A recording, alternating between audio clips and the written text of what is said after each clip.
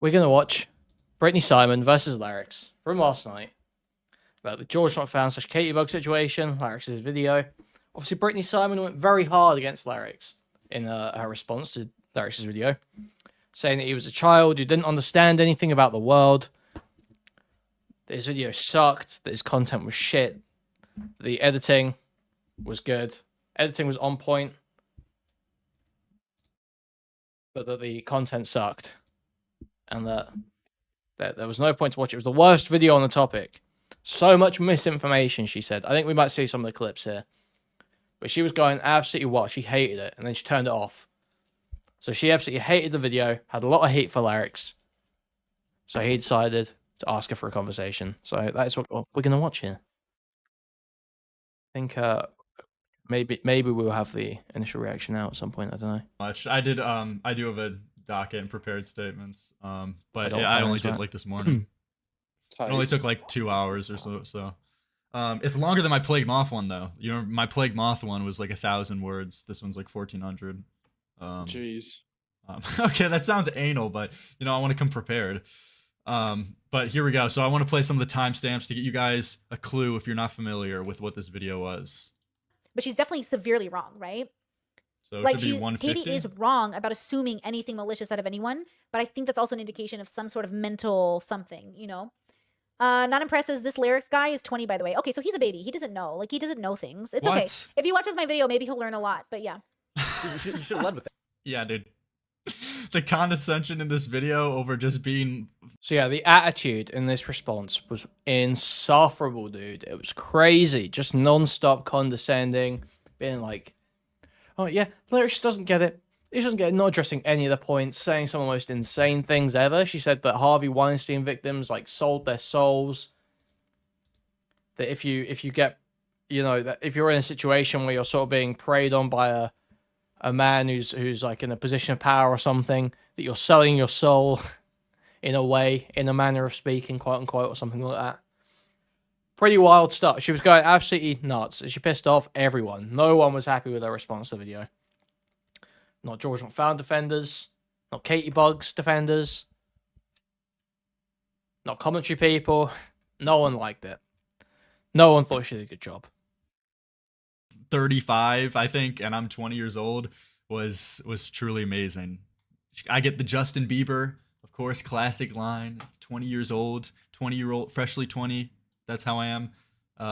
She even says in the description, in the comment section, this creator of this video is freshly 20. See what I did there? I don't want anyone forgetting how that plays into his worldview. So just like kind of writing off what I'm saying. But she also does have her own arguments. Here, let me go to 705. These are some funny timestamps. Wait, no way she wrote out a massive long cope comment. Wait, I need to see that.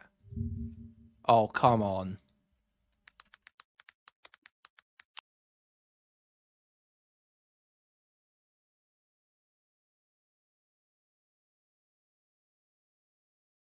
It only matters. I really love reading all your comments. The point of this video is to show how we misunderstand, each other. I thought she was more retarded than she is. Many of you are misunderstanding my points, which proves my whole issue with assuming we understand clearly what people are trying to communicate. Lying about people can have consequences. False accusations are unethical. You got to hear the nuance, or you're going to assume I'm saying something that I'm not. This video is about how both people can be telling the truth because perception impacts how we come to conclusions. Things to keep in mind through the video. The creator of the video is freshly 20. See what I did there? I don't want anyone forgetting how that plays into his worldview. Chat said that was his age. Correct me if I'm wrong. You are never responsible for someone else essaying you. We can stand up for ourselves without blaming ourselves. Two things can be true at once. You can hurt someone without intending to, and you can be hurt by someone who didn't mean to hurt you. Hindsight is 20/20. The internet never forgets or gets the facts correct. They're here to stroke their own ego. It's okay to move on. There is no such thing as real victims of SA act like this. No one is the same. We all handle things differently. You cannot expect all victims / survivors of SA to react the same. Assuming makes an ass out of you and me. Okay. This is an example of possibly therapy damaging someone, not helping. This is not a healthy. It's not healthy to be talking this way on the internet. What are we doing here? Like, this is all just total straw manning as well. You are never responsible for someone else essaying you. What does this even... This is a total fucking platitude.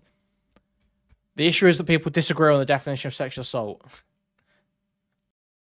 Yeah, no, you're not responsible for someone else sexually assaulting you if you were actually sexually assaulted.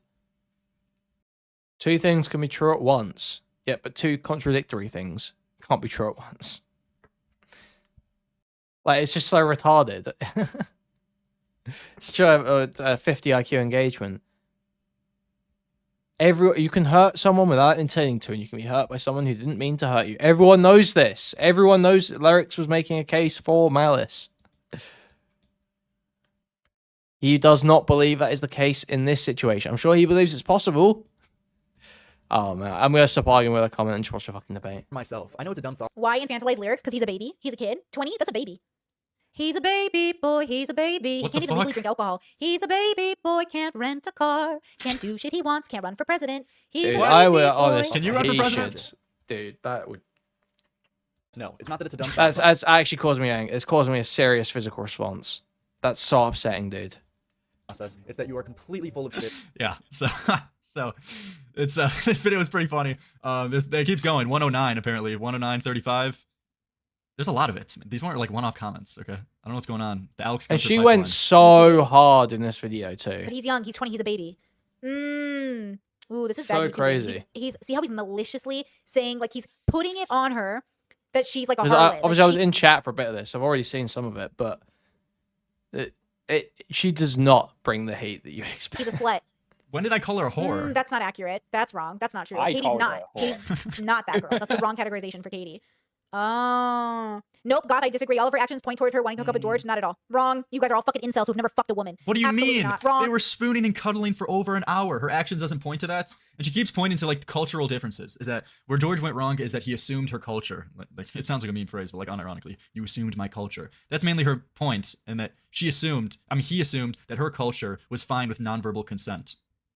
So therefore he's in the wrong for assuming that. But I mean, dude, these guys are in the same culture, in the same community even. They're both online personalities in the Minecraft YouTube sphere. They both live in the same culture, like community area-ish. You know, I know George lives in UK and she's in one of the states, but there's not a huge cultural difference there. I just disagree and push back completely on the fact that... Yeah, I mean, they all grew up on the same American teen movies. Let's be real. Like they all have the same concept of normal sexual interaction at that age. There is not a gross difference here at all. Larix is absolutely right. Here's the thing, right? And someone said you should have sent Larix tips on the bubble stuff, and I almost did, because I was like, man, I feel like Larix could absolutely stomp her on this, but I don't know if he's going to be able to because of the bubble stuff. I don't think he quite does. He stomps her on the allegations and makes her look like a retard to the audience for sure, but it's just the bubble shit. Someone at some point has gotta just fucking press her on that stuff. Because you have to, there's two things you can do. It's either, J-Stalk was saying this, I think I said this as well in my last reaction to the Larix stuff. It's either internal contradictions in her bubble stuff, or where she says, because she'll say that she's not here to give like moral judgments or say who's right and who's wrong and all this stuff, but then she will say it. But then so you have to hit her every time she starts saying, "Oh no, that is bad." It's like, well, okay, well, why? You are meant to be making moral judgments. Your thing is that you're just exploring these things, and that you don't have the right answer to why you know making a moral judgment. Why you acting like you know better than these people? You don't know better than these people, do you? Do you? And you have to do that every fucking time she slips into that. But if you're not like, you have to have sat there and watched through enough Britney content to understand what the game she plays with these like, fucking bubble statements where it's like, oh, these are all terrible people. These are terrible people. These are terrible people. I'm a good person. I'm a good person. And then the moment she gets pressed anything, it's, oh, I'm not making moral judgments. I'm like water. I'm just like flowing. I'm just like here. I'm just existing. You know, I just see things. I just experience things. That's all I'm doing. And you have to just absolutely choke those points every time. Otherwise, yeah, it's not the full dub. But Larix absolutely did embarrass her. I mean, Brittany doesn't come off good to a broad audience anyway. Like I saw the amount of people just ripping on her throughout this whole thing for just being a crystal woo-woo retard. Like, obviously, that is how she comes off to a broader audience. So there's such a huge cultural difference in which Katie wasn't giving out signs that were obvious after cuddling and spooning with the guy for over an hour, getting up, coming back into his arms. Her friends left. She stayed and chose to be with George. That's an unbelievable stretch to act as if she wasn't giving him every sign in the world to keep making advancements. She was giving him the reciprocated positive reinforcement that like you need. That's what you ask for. I mean, she even admitted herself that some of the touch was initiated by her too. She said most of it was with George. But yeah, I saw Seth Teen Talk was in chat and said, this woman needs Islam and to be covered with a niqab, I believe. some of it was her. But yeah. Wrong. Zero. Maybe the women in your bubble. That is not a universal take. But You it's all just need to incels. We're not sex positive enough like Tipster. We're just incels. We can understand. stop that shit. Okay, you need to figure it out because you trying to read a room and guess her is wrong. I'm wrong. That is not the assumption.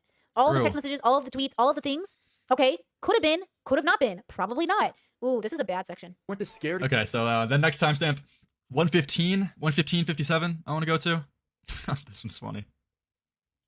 Okay, let's see. I know she's streaming Situation right as a whole. already. This is like my fourth I'll add video. on This is my Discord. aftermath. I'm just trying to keep up with it. I'm gonna skip the Katie's Twitter response because this guy is way too biased and annoying and he's not factual, but he's a baby, so I'll give him a chance to grow. Let's go to this is the part I want to watch, the reactions part. Okay. Biased and not fact. So yeah, I mean, you could see the confidence exuding from this woman. She's. Thank you, Smaggle. He left the call. Dude, straight from his fucking lawn. He came in and came out just to play that shit. Yeah, but you could already see how confident this woman is. The condescension. She's so confident in her opinion, so it'd be really interesting to have this conversation because she is not as informed Surely on the she topic as will she thinks she is. Here's stay like, this Don't put confident. 2 arches only like freshly 30 lyrics. True. But Despite all these things, though, the provable lies, the contradictions, I mean, even her own friend coming out and giving a different. then 119. I have a bit of a timestamp I want to go over. I do think that people are defending George way too selfishly, and they're not listening to what he's saying because they're acting way too vindictive themselves. Like this content creator here, this child here, this baby, what is he, 20? This child here. I'm not fond of Larix doing this right before the conversation. It can be seen as poisoning the well. I mean, maybe. But, I mean, she said all this shit. No, this is about the topic. It's not irrelevant. Like, she was saying, like, wrong, retarded shit about his video and going super hard. He keeps saying things about Katie that like he doesn't know, and he's assigning a lot of intentionality to her that just we don't know those things. By the way, she like fucking diagnosed Katie with autism in this stream. And what assumptions have I made? I mean, she thinks I'm assuming that she's malicious, but there's absolute enough information to say that she acted in malice. It's not even up for debate. Like Katie Bugs did act in malice. When you purposely lie about someone, which that's proven that she purposely lied, not even counting the lies by omission, that's acting in malice, making George seem like to be more of a predator than he actually is. So your allegation goes down better. There's no other explanation. And when George called her out on the things she didn't mention, and in fact she got wrong, then she concedes her whole argument and comes back and says, okay, well, yeah, sure. Even though I said at first that I was so scared that I could barely even breathe or move. Even though that was her first take. After George Yo, called her out, Larix she got said, the "Oh, well, MCR okay, shot fine." on for this She one. concedes completely. That's Says, huge. yeah, sure, I That- was cuddling. White boy swag is so fucking I was mad. cuddling, but that's just me Holy when I'm drunk. shit. You don't understand. Like, wait, what happened to not being able to move and breathe? Why are you now giving this information? After you get called out on it. After you got your hand forced. Cameron Nodge, like the 20 Canadian. I'm 32, dude. You're 100% right in your video. She has no leg to stand on. Also, wish Bo Blacks happy birthday. Yeah, I said something on Twitter. Happy birthday, Bo Blacks. Our favorite blacks. Okay. And so again, assuming George is malicious is like assuming Katie's malicious, and I think All right, let's skip to it. I think. I can't watch this anymore. It's so bad. But thank you. I did not want things. I think that'll- Okay, dude. This. Remember that? Here we go. Here we go. Here we Take go. your meds. Yep. Okay, here is the real convo. Let's go. She overslept. Come on. Come on. She's got to take her nap. She got to get her meds. She got to get her, hasn't taken her once for Tuesday yet. Is today even Tuesday? Yeah. All right, come on. Where you at? Smaggle moderator. Yeah, come on. Remember when Xylee tried to take away the stream from me? She tried to take away the content yesterday. Remember that? What'd she say on Twitter? She's like, why don't you guys come on the Mudslingers? Like, what the fuck is the Mudslingers? What is the show? What is Larry's one. Mudslingers? So yeah, dude, I'm not giving up these donations. I'm not. Hello, can you hear me? Oh, hello. Are you streaming already? Yes, I am. Okay, do you mind if my audience can hear you and stuff? No, yeah, for sure. Okay, perfect. And then did you want me to turn on my camera or how do you want to do this? Do you want to be on screen? Yeah, that's good. I don't know. I would have to disable my OBS, right, so I can put it on Discord. That's what I do, and then I pop out the video and then I do all that boomer stuff. It takes me a second. Does this work? Oh no. Take your time. Wait, I'm gonna boomer for a second and also take my time. Okay, how do you? Oh, deactivate. Gotcha. Okay, there we go. Turn on. Okay, we should be There good. you are. Yeah, and then let Okay. me see. Okay, perfect. Okay, let me see. My audio is now on. Your audio is clear as a button. It is so clear. Oh my gosh. Okay. Impressive. How do I get this to look normal? Okay. Full screen this. I have chat on screen. Sorry, 1 second. Actually, is it a big deal if I have my camera on? I don't know how to put my chat on screen while at the same time. Is it a big That's deal? a good question. It's not a totally big deal. If you want me to clip this for later, I can just like steal you from your Yeah, stream could or you do that? something, or I'd really appreciate it. yeah, or I'll put a picture up or something. Go ahead. Okay, sounds good. Yeah. Okay. So what we'll do is I'll switch my settings back then. Well, would you prefer to see me on Discord? Is that better for you too, so you can see me? Yeah. Okay, good. Then I'll keep my video up there, and then at least your name will highlight in the video, so people know when you're talking. Not that it matters. Okay, so Xylee said next time she has a Mudslingers, she's going to tell the other people they can't stream also, lol. She just wants to rake in the donors for doing this. Well, then why would anyone go on her fucking show? Why would anyone go on a dog shit show to have an annoying trailer trash harpy screech the entire time? Well, not even screech the entire time. Not get involved and then screech at the beginning and end for money. Yeah, I've got no idea why anyone would go on that dog shit show. To have a dog shit moderator who's going to tell you that you can't make money that night. That should be an instant, no, I'm not going on your fucking show. Guys, stop with the Xylee gets railed stuff. Oh, it's not that funny. oh, here we go. Let me drag it down a little bit. Sorry. All right, we should be good. Okay. We should be good. Yes. Now, do Hello. I pronounce your name Lyrics? It's actually Lyrics. No, it's Lyrics. Lyrics. Everybody gets, it's like a meme. Everyone gets it wrong, but it's okay. Okay. Perfect. Well, nice to meet you. I appreciate you reaching out. I know it's kind of weird when people make content about you, and then I always appreciate it when people slide into the DM. So I appreciate that. Yeah, it's normal for this side, at least internet I interact with, so it's normal. But all right, so start this off. I guess you're fine with me taking initiative. So I saw your coverage on my video and just want to have a conversation about it because you seem to be very confident and condescending when talking about this topic, even bragging about how much research you've done into this. So I'm looking forward to seeing where that confidence is from. And so just getting right into it. It's cool. Yeah. Tell me what's on your mind, because I think we agree actually a lot. I think we just came from different perspectives. Really? Because you called this video the worst Minecraft allegations video ever, or something to that effect, I believe, Brittany. So it would seem weird if you mostly agree, wouldn't it? Probably. So do you know what I do as a YouTuber? Yeah, you're like a commentary channel that covers like a lot of like more on the psychology or philosophy side of things, I guess. Philosophy, not psychology, but philosophy side of things. So when I'm making commentary, I don't know where other people are coming from, but I'm always trying to figure out like the most nuanced, the most like what's probably happening versus what the audience thinks is happening. And then of course we don't know because like we're not reading any of these people's minds. So I'm interested, are you going to like talk to me about the situation, or are we talking about our different ideas about the situation, or kind of both? Both. Okay, cool. Okay, go ahead. Do you want to start then with maybe what we maybe agreed or disagreed on? I don't know how you want the conversation to flow. Yeah, no, it's all good. I got it. So at 7 minutes in your video, you say, we have no evidence that Katie is manipulative, malicious, or a liar, but it's interesting that everyone runs with that. Does anyone have any actual evidence that she did that? And yeah, we do, which you actually did react to that evidence in the same video that I covered. So you may have missed it or not, I don't know. But the reason why I say Katie is manipulative, malicious, and a liar is because she lied about George being the one who pressured her to drink alcohol and play drinking games to get her vulnerable when text proof came out showing it was her and her friends who asked to play. She lied about being freshly 18 and then got called out on that she was actually 6 months into being 18. And then she lied again to cover her last one, saying it was a typo in her script, even though she said it multiple times in her stream. And lastly, she lied about George touching her out of nowhere and that she could barely move or breathe, completely leaving out the context that they cuddled and spooned for over an hour beforehand, which after being called out, she then conceded, completely admitting to that. So I call Katie manipulative, malicious, and a liar because she manipulated and provably lied about information to make George seem more of a predator than he actually is in her allegations. So it would be received better to the public, which by the definition, that shows she acted in malice by making George seem more guilty and a worse person than he is. I definitely see that perspective, and I think that she corrected. Okay. But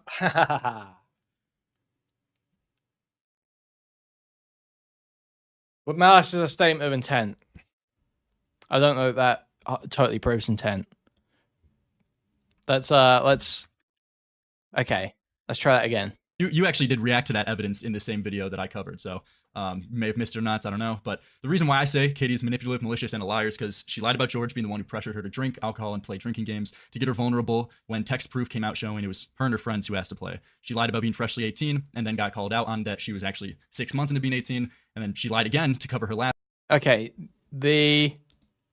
it's hard for me to believe that if they were the ones that instigated the drinking games, that she genuinely thought it was the other people that instigated the drinking games. It's hard for me to believe, especially when her presentation was that they were being like forced on them.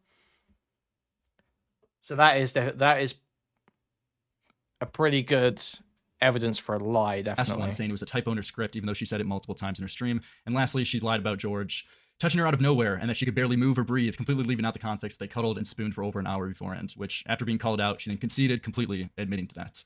So I call Katie manipulative, malicious, and a liar. The couldn't move or breathe thing, I think, is she's trying to reference the idea of, like, you know, seizing up, like, you know, this whole like, oh, he just started coming on to me and I froze up. You know, it's that.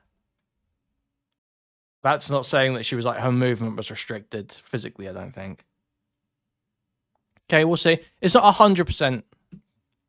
It doesn't absolutely prove malice, but it's certainly a pretty good case, because it seems wild that she wouldn't.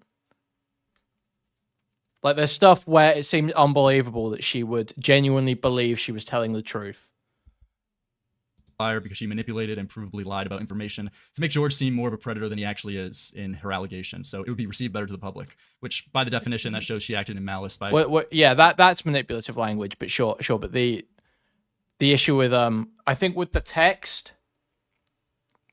that was misattributed, I don't think you can call that a lie, because it does sound like it came through a friend.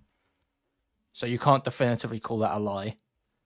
With the drinking games, I'm pretty confident calling that a lie, because I don't see that they would not only misremember who started the drinking games, but insert this whole narrative that, oh, George and Dream were just like forcing the drinking games on us. Like, that's crazy. But yeah. Making George seem more guilty and a worse person than he is. I definitely see that perspective, and I think that she corrected herself a few times with any of the misinformation, but I think there's also a question of, do they perceive the information the same? So that's where my brain has to ask people, have you ever been in a situation where, like, you both see something and then you have different opinions about the thing that you saw? Sometimes I wonder how much of that is playing a role. I agree that there were some absolute miscommunications, and you could call them a lie. And I think that's where I want to be careful, is like, was it a lie or was it a miscommunication? Now, I do agree with you that in some areas, I could definitely see the evidence for a lie, but I personally don't feel comfortable making like a definitive, it was on purpose, she 4D chessed this, she absolutely planned this, like that kind of a feeling. Is that kind of the feeling you have, though? Like, you think Katie was like sitting there twirling a mustache and being like, I'm going to make this, I'm going to ruin George? Well, here's the thing. There's manipulations and there's lies in the situation. Well, 4D chess implies it was a plan from the start, right? But I don't think it was a plan from the start. I think it happened. And then later on, they all decided he was a bad guy. And then trump the story up for maximum damage. Right? But the way Britney's presenting like a false dichotomy, where it's to be malicious. You don't just have to be malicious, you have to be Machiavellian. It's like, no, that's not the only, Machiavellianism isn't the only form of malice. That's retarded. And okay, I mean, sorry, miscommunications. There's miscommunications and lies in the situation. I only mentioned the lies, a few of them. There's a lot of miscommunications, which is basically this whole situation you could call miscommunication. But on top of it, Katie did lie outright. Yeah. And that's so the lying, so the one lying I would agree with is definitely like the who initiated the drinking games thing. Like that, I would say is like a lie, or I don't know if like I'm trying to be too good faith here, but I could be okay with that being a lie, because obviously there's text proof, right? So that would be definitely one I would agree with you on. The freshly 18 thing, I think we're just going to disagree on this in terms of language. I think what freshly 18 is meant to imply is that her naivety is there. She's young and inexperienced, which I think all 18-year-olds are. So I think it doesn't matter if you're freshly 18 or almost 19. I would still put you in that category. Do you have a different? I don't. I don't think this is what she was trying to play. I actually don't think that is. I don't know, because I'm thinking about it. I just. How does that make sense? Because she says. Then she corrects it to freshly out of high school, right? It seems like what she's trying to do is evoke the image of, like, the guy who has a girl's 18th birthday set in his phone calendar. That's the sort of thing she's trying to imply. It's not just, oh, I was naive, I didn't know what was going on. Freshly 18 was specifically, it was talking about only just being legal, being on the borderline, being the absolute lowest George could possibly get, right? That's what she was trying to imply. It was not about her naivety. It was about George. It was a statement about George. It was about George's intentions and George being a predator. But whatever. Different version of freshly 18 being something else. So the problem is that she said she was freshly 18. People called her out, said, no, you're actually 6 months to 18. And then in her final thoughts, she clarified and said, oh, it's just a typo in my script. But I think she forgot that she said it multiple times in that stream. I know you didn't get to this part of my video because you clicked off it because, I don't know, you're frustrated. But there was proof of her saying it multiple times in that stream. And it wasn't just that she meant to say, I freshly graduated high school. She meant to say freshly 18 and then made up another lie to cover it. I could play that part if you've missed it. Yeah, okay. So here's how my brain works. I don't think Brittany would disagree with what you just said, though. But she has just disagreed with it, though. It wasn't a comment on her naivety. It was a comment on George. The freshly 18 thing was not, as much as it is about her, it's not about her. Like, the meaning she's trying to portray with that sentence is not a projection on herself. It's a projection on George. It's an assessment of George and his character. I know people misspeak all the time, and I know people aren't as smart as they think they are. So they're also not as Machiavellian as they think they are. They're not as malicious as people think they are. So in my mind, when I see somebody fumbling, especially as a streamer who's been doing this for so long, you fumble over words, you say the wrong things, you make mistakes. I do it now, and I'm 35, and I've been streaming a long time. Like, I do it now.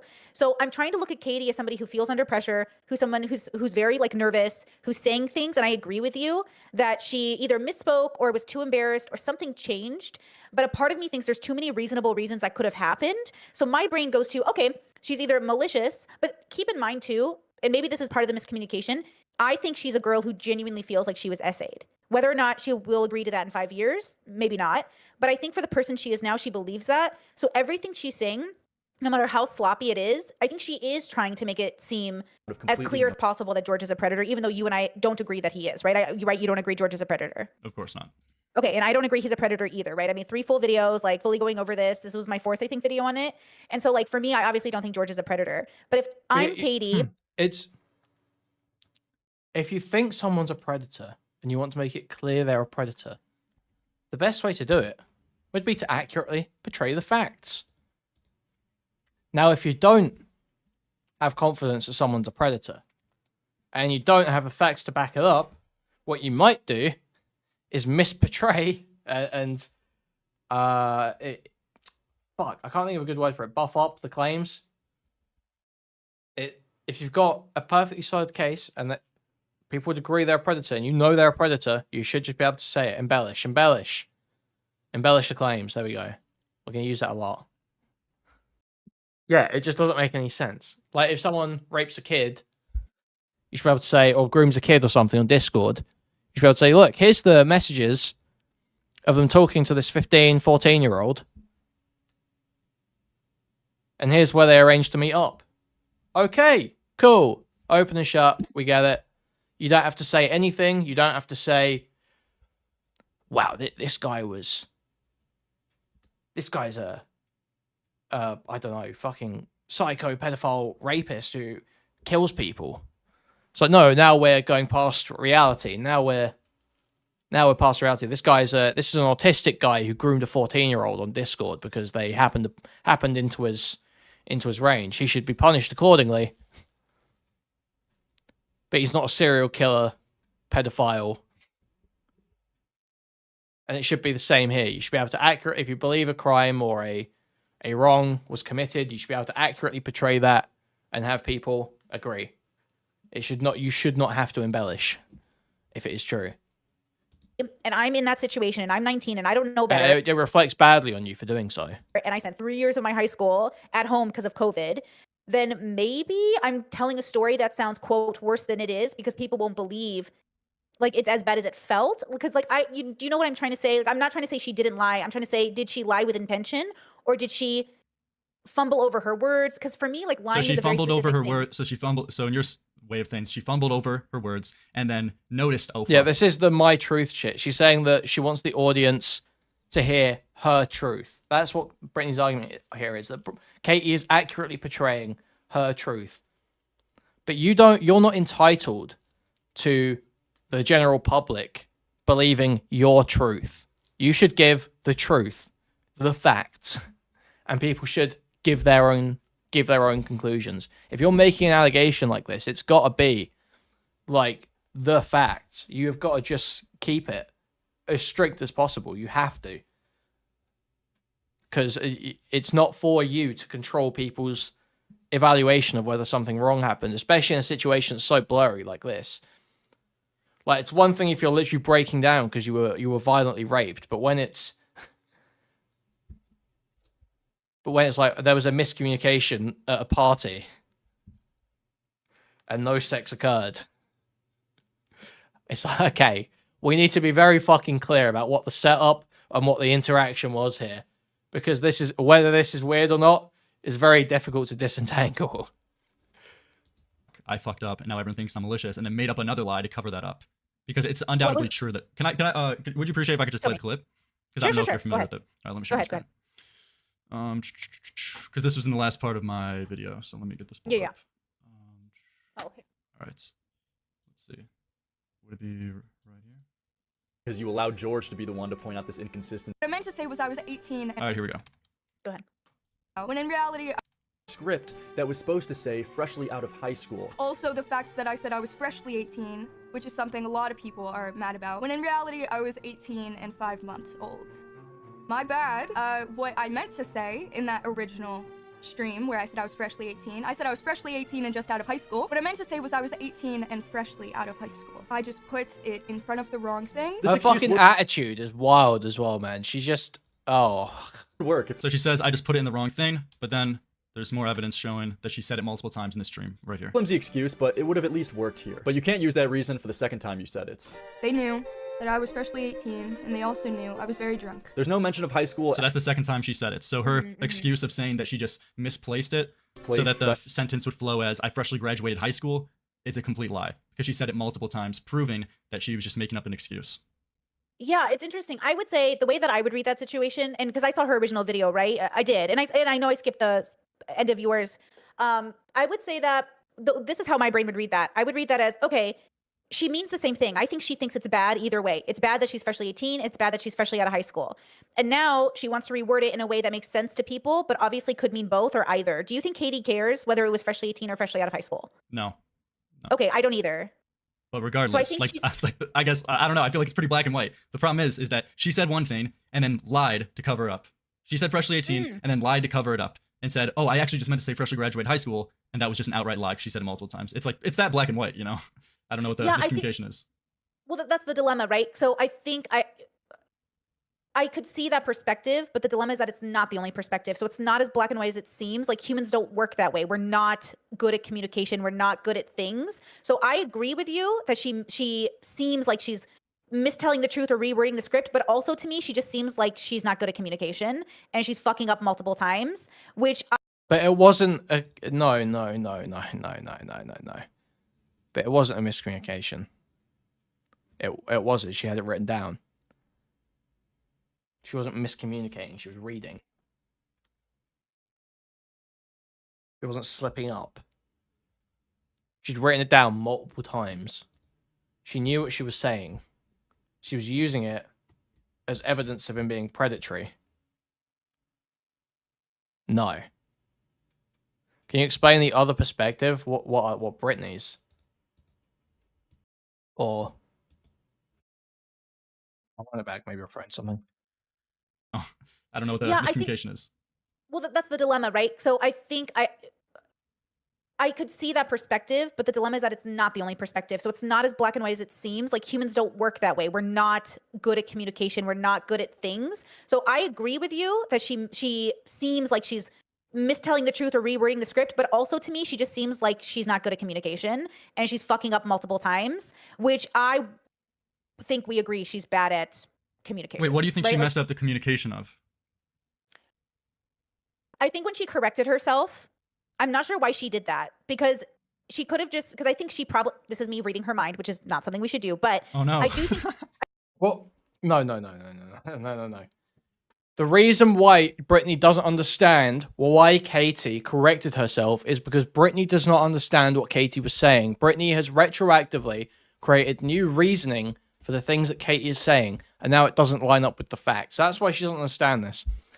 The issue is that Brittany's naivety and not a comment on George being predatory and trying to get the youngest possible girl he can. Because she's reinterpreted it like that, now she does not understand. There's no F. There's no F. Is there? There is an F. Fuck. Are we back? We back? Because she's reinterpreted it as being about Katie being naive and not about George being predatory. Fuck. There we go. I'm trying to regain my line of thought now. Guys, everyone, we don't need to all type. We don't need to fill up the chat with people just talking about that. Okay, come on now, Jesus. Because she's taking it that way, because she thinks that Katie was talking about herself and not about George, she now doesn't understand why Katie is correcting the phrase "freshly 18." I'm timing you out. I'm timing you out. But the reason why she's correcting her phrasing there is because it makes them say it creates a hole in her story if she was not actually within the first few months of being 18. Because then George was not actually preying on someone who was freshly 18. So she rephrases it to freshly out of high school because that becomes true again that George is preying on someone who is freshly out of high school. So Brittany has totally assumed here. She has assumed that she's done the exact thing that she is bitching about Lyric's doing. She has assumed a state of mind, and now the facts don't line up with her assessment of the situation. I know she probably doesn't think either is bad, but she probably thinks the audience is going to read it that way. So she's trying to defend herself. And when you come to be defensive, you're going to end up trying to say things to communicate better, but it sounds worse. So whether she said it under distress or not, it's still a lie. Like, I can see where you're getting at, is that she said it under distress to try to defend herself. Regardless, she's still culpable for lying about George. I think, well, she's culpable for anything that was a lie that she knows is a lie. I agree She with did you. know this was a lie. She did know this was a lie. The Freshly what is 18 the thing. She said it was just a typo in her script. That is a provable lie. That's what I just proved. Okay, hold on. Let me think about this.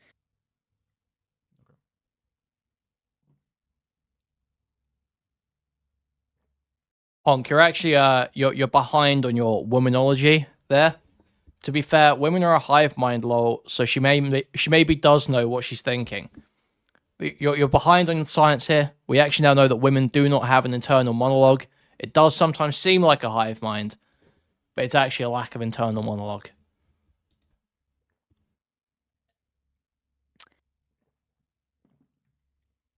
Is it, yeah, my brain is like, and again, this is why my channel is like a philosophy channel. So like, what does this mean? What does this mean when people say this? I'm okay with it being obviously possibly a lie, for sure, 1000%, right? I just don't know if it was internally a lie, but if it would help, I can concede and say that I could see why this could be considered a lie. I couldn't gun to my head if they're like, was Katie lying? Like, I wouldn't know how to answer that question personally. So I'm not sure it's a lie in that sense, but if it helps move the conversation forward, we can do that. The problem is, like, again, I can't read her mind. You research from Stylo and Deep et al. So I can say the implications of it. What It'll would be a Deep lie, and Stylo, in your though, opinion, for from the Katie? alphabetization? Let's Unless say you she took- didn't think George essayed her. Like, she did took not one think million. that. That was not even anything in her mind at all, ever. Not convinced after, not, talk to, blah, blah, blah. And then she was like, okay, I'm going to say he touched me so I can get clout and views. And she orchestrates a plan to tell a lie about him. That would be a lie. I think intentionality matters a lot to me personally. So I would say that if she if I found out, oh my God, like this was a 4D chess plan, she knew he didn't do that. She never even perceived it that way, even because, people perceive things differently. Yeah, sorry, I understand. So you first said you, I guess, don't want to be too fucking debate brained right here, but you first conceded saying that she did lie about the text messages. So we already have a proven liar in our hands. And now we're bringing up the freshly 18 hold on. What's up? Do we agree that everybody lies in certain ways? That's completely besides the point. We're talking about this situation. She lied in this situation. Of course, everyone is a liar in other aspects of life. Okay, hold on. This is the difference between my work and other people's work. My work is to talk about the philosophy of the consciousness. So if humans are liars, and even though we all pick and choose how we lie, like I think in survival lying, it's good. I don't think lying is good generally, but if you're in a survival situation, it makes sense. So I'm looking at Katie in a survival situation. Right? Survival situation. Okay. Thank you for the gifted, Ghoul. Thank you. Right? So once a liar, not always a liar, but everybody lies. So I can't debate I can't debate you on Katie specifically, because when I review people on stream, I'm never talking about them. I'm talking about them to learn about us. Okay. So that's what my work is. My work is not meant to But you do talk about them. You were saying that Lyrics is a little baby boy who doesn't understand anything, who just doesn't get any of this shit. And you've made statements here on their internal states of mind. You've said Katie was discussing her own naivety with the freshly 18 statement, when that's clearly not true from the context.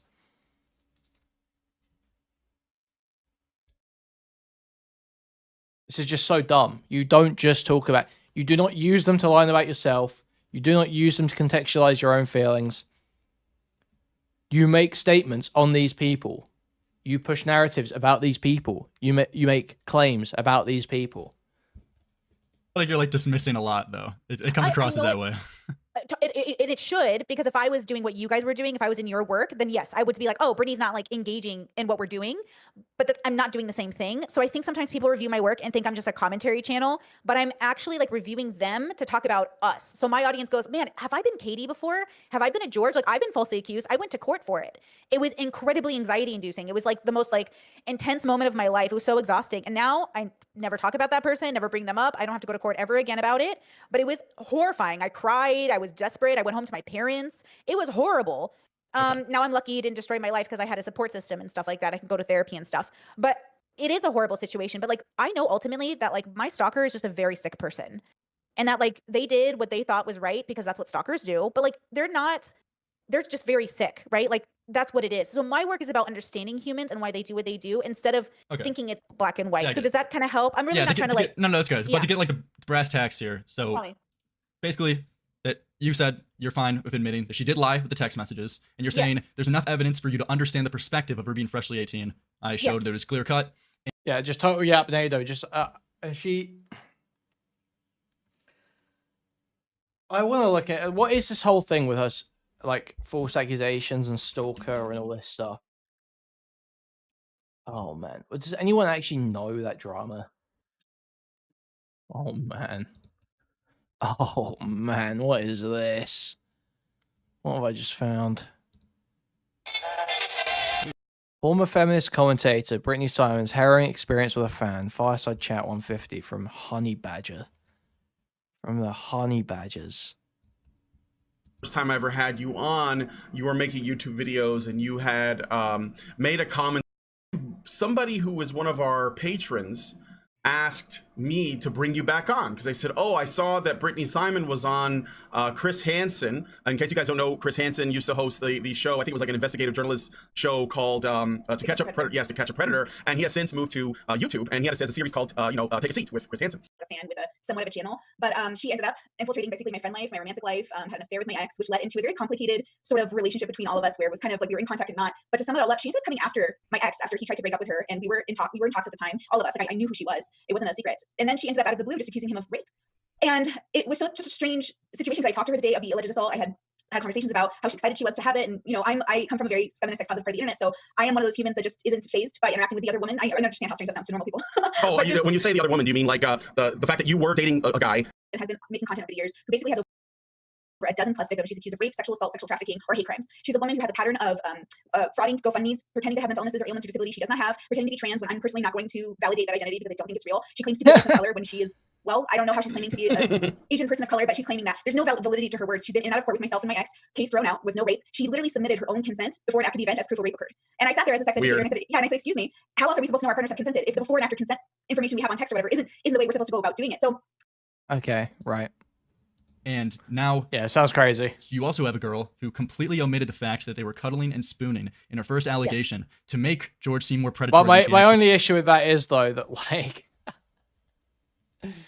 that seems like the exact sort of person I expect to be a Britney Simon fan. That's my problem. Like, yeah, that sounds like... that description she just gave of this woman. Well, I don't know if she even says her own stalker's malicious. She says her stalker's very sick. I don't think she, But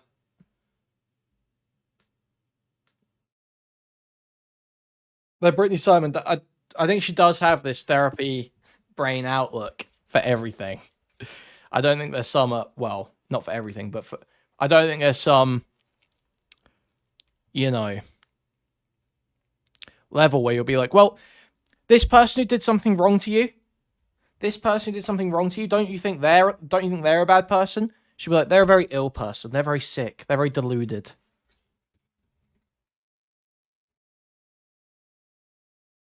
Than he actually is. She said, For sure. quote, that he touched her out of nowhere. So is that not a complete another lie? Could be. Explore this with me. And again, I've done a lot in my life. I've lived a lot of lives. So in my cultural view, cuddling is inherently sexual. Is cuddling inherently sexual to you? I don't know your perspective. I don't know if I want to go down the cuddling route. I mean, she admitted that she would spoon with him too. I think to Well, what act as about if spooning? two adults who are the opposite sex who are cuddling and spooning for over an hour after just 2 days of Mhm. knowing each other at night at some Sure. VidCon after party thing. I mean, to act as if there wasn't some kind of flirtatious context going on here would, I think, Sure, be sure, sure. dishonest. No, I agree with you. There is the possibility of flirtatiousness. Does the flirtatiousness I think it's fine. I think it's good to have empathy and understand how someone got to the situation they're in. And understand that, you know, usually when someone does bad things, it's because they've been fucked up as a kid or some shit like that. Oftentimes fucked as a kid. Usually the reason when they're especially crazy. I think that's fine to understand that. But the idea that once they get to the point where they're doing terrible stuff, where they're doing awful shit to other people, you have to be able to say, that's bad. You're fucked up. You're really fucked up. And hey, listen. People are gonna say, you're a really fucked up person. People are gonna make videos, 40-minute long videos saying, here's why this person is so fucked up. With orchestral music playing in the background, where they are running clips of you crying, with clips of you mocking other people for crying. It's fine to have, but you have to come to that point. You have to, and Britney never comes to that point. She never comes to the point where she says, well, she does. This is my other issue, is that she will come to that point sometimes. She will come to the point and say, listen, this is a fucked up action. I do think that's fucked up. But then if you try to get her to condemn something that she doesn't really feel like condemning at that moment, she'll go, oh, I don't make statements like that. That would assume that I have the right answer, and I don't know that I have the right answer. Like, it's weak. It's weak. Exactly. She does it only when it suits her. allow for the ramping up, right? So where does your line personally draw? Because like, imagine you're Katie, you're on the couch, you've just cuddled, and everything seems pretty normal. And she also said they were group cuddling. A lot of people said that too. They were group cuddling on the couch. That's very normal. I've group cuddled with my friends. I've slept in the same bed as my friends. I've done camping trips with my friends. That Is it all seems like normal pretty to normal. is it normal to group cuddle someone you've known for 2 nights who's the opposite sex that you're attracted to? It depends on the cultural bubble. Can't read their minds, but she'll do it constantly. It's so annoying. Yeah, exactly. She does it constantly, and then she does it in ways where it's totally, like we showed earlier, totally out of line with the facts. Just does not explain the facts at all. And that's the thing. If your mind read isn't mapping onto the facts, then it's just a dog shit mind read. And Lyrics has a mind read that maps onto the facts much better. So there's no reason for you to be obstinately sitting with that mind read when presented with a more evidenced one. If you're sex positive, sure. If you're like Sex an atheist, positive. probably. Well, if you're an atheist, probably, right? Like, what's wrong with like spooning, right? Is there anything inherently bad about it? There's nothing wrong, but that does give the Right. context that they are interested in each other. If you're spooning, Maybe it depends. Well, I've spooned people I'm not interested in, right? People have spooned me. this I'm has not got to be like interested in, or they're not this has interested got to in. be a very low percent of humanity we're talking about Well, right that's now. the thing we're talking about. I And I think we doubt are that's talking about Katie. well, we are talking about a very unique part of society, right? Streamers, successful, they're one percenters. They are not normal society. They are kids who were stuck during COVID in their high school years. They're kids who are chronically online. They're not normal kids. And allegedly, some of them are neurodivergent. They're especially, I know, what's his name? Does Brittany know of you, Queeman? Maybe if you dress up really preppy and try to be ooh, she'll see the same innocent baby boy she saw in Lyrics and talk to you. She does know of me. I think she found out about me during the Destiny divorce drama. She made a sly reference to me on stream. She said she was thinking about talking to me, but didn't know if it was a good idea because it seemed like one of those hater channels, I think. After she'd been on JStalk.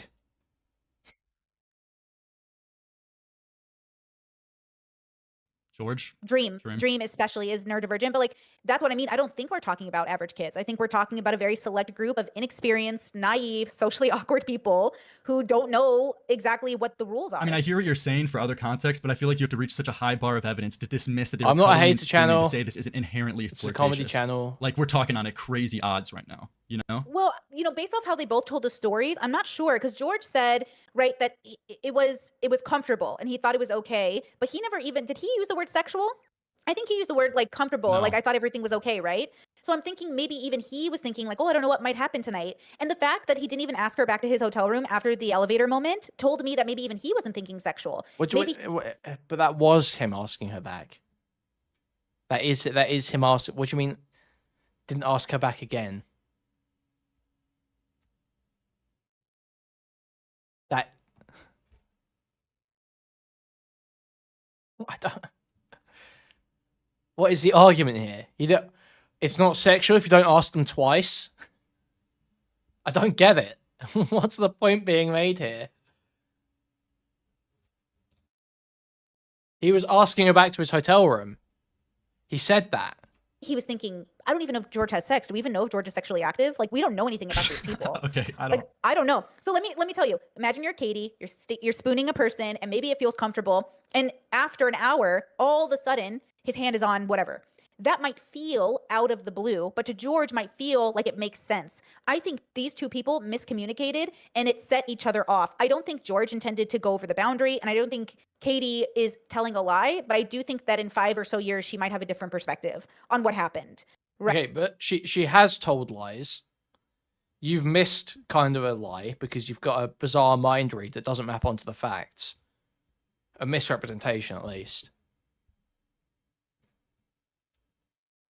Like, I don't... How did it send George off? George moved his hands up her body during a spooning session. What do you mean sent him off? He didn't start fucking, like, sodomizing her. Like, this... She tried to ruin his life. She got sent off much more than he did by this interaction. Right? I think she might end up, and I hope she does come to this different perspective that, okay, that wasn't his intention. That maybe I just didn't understand the social situation.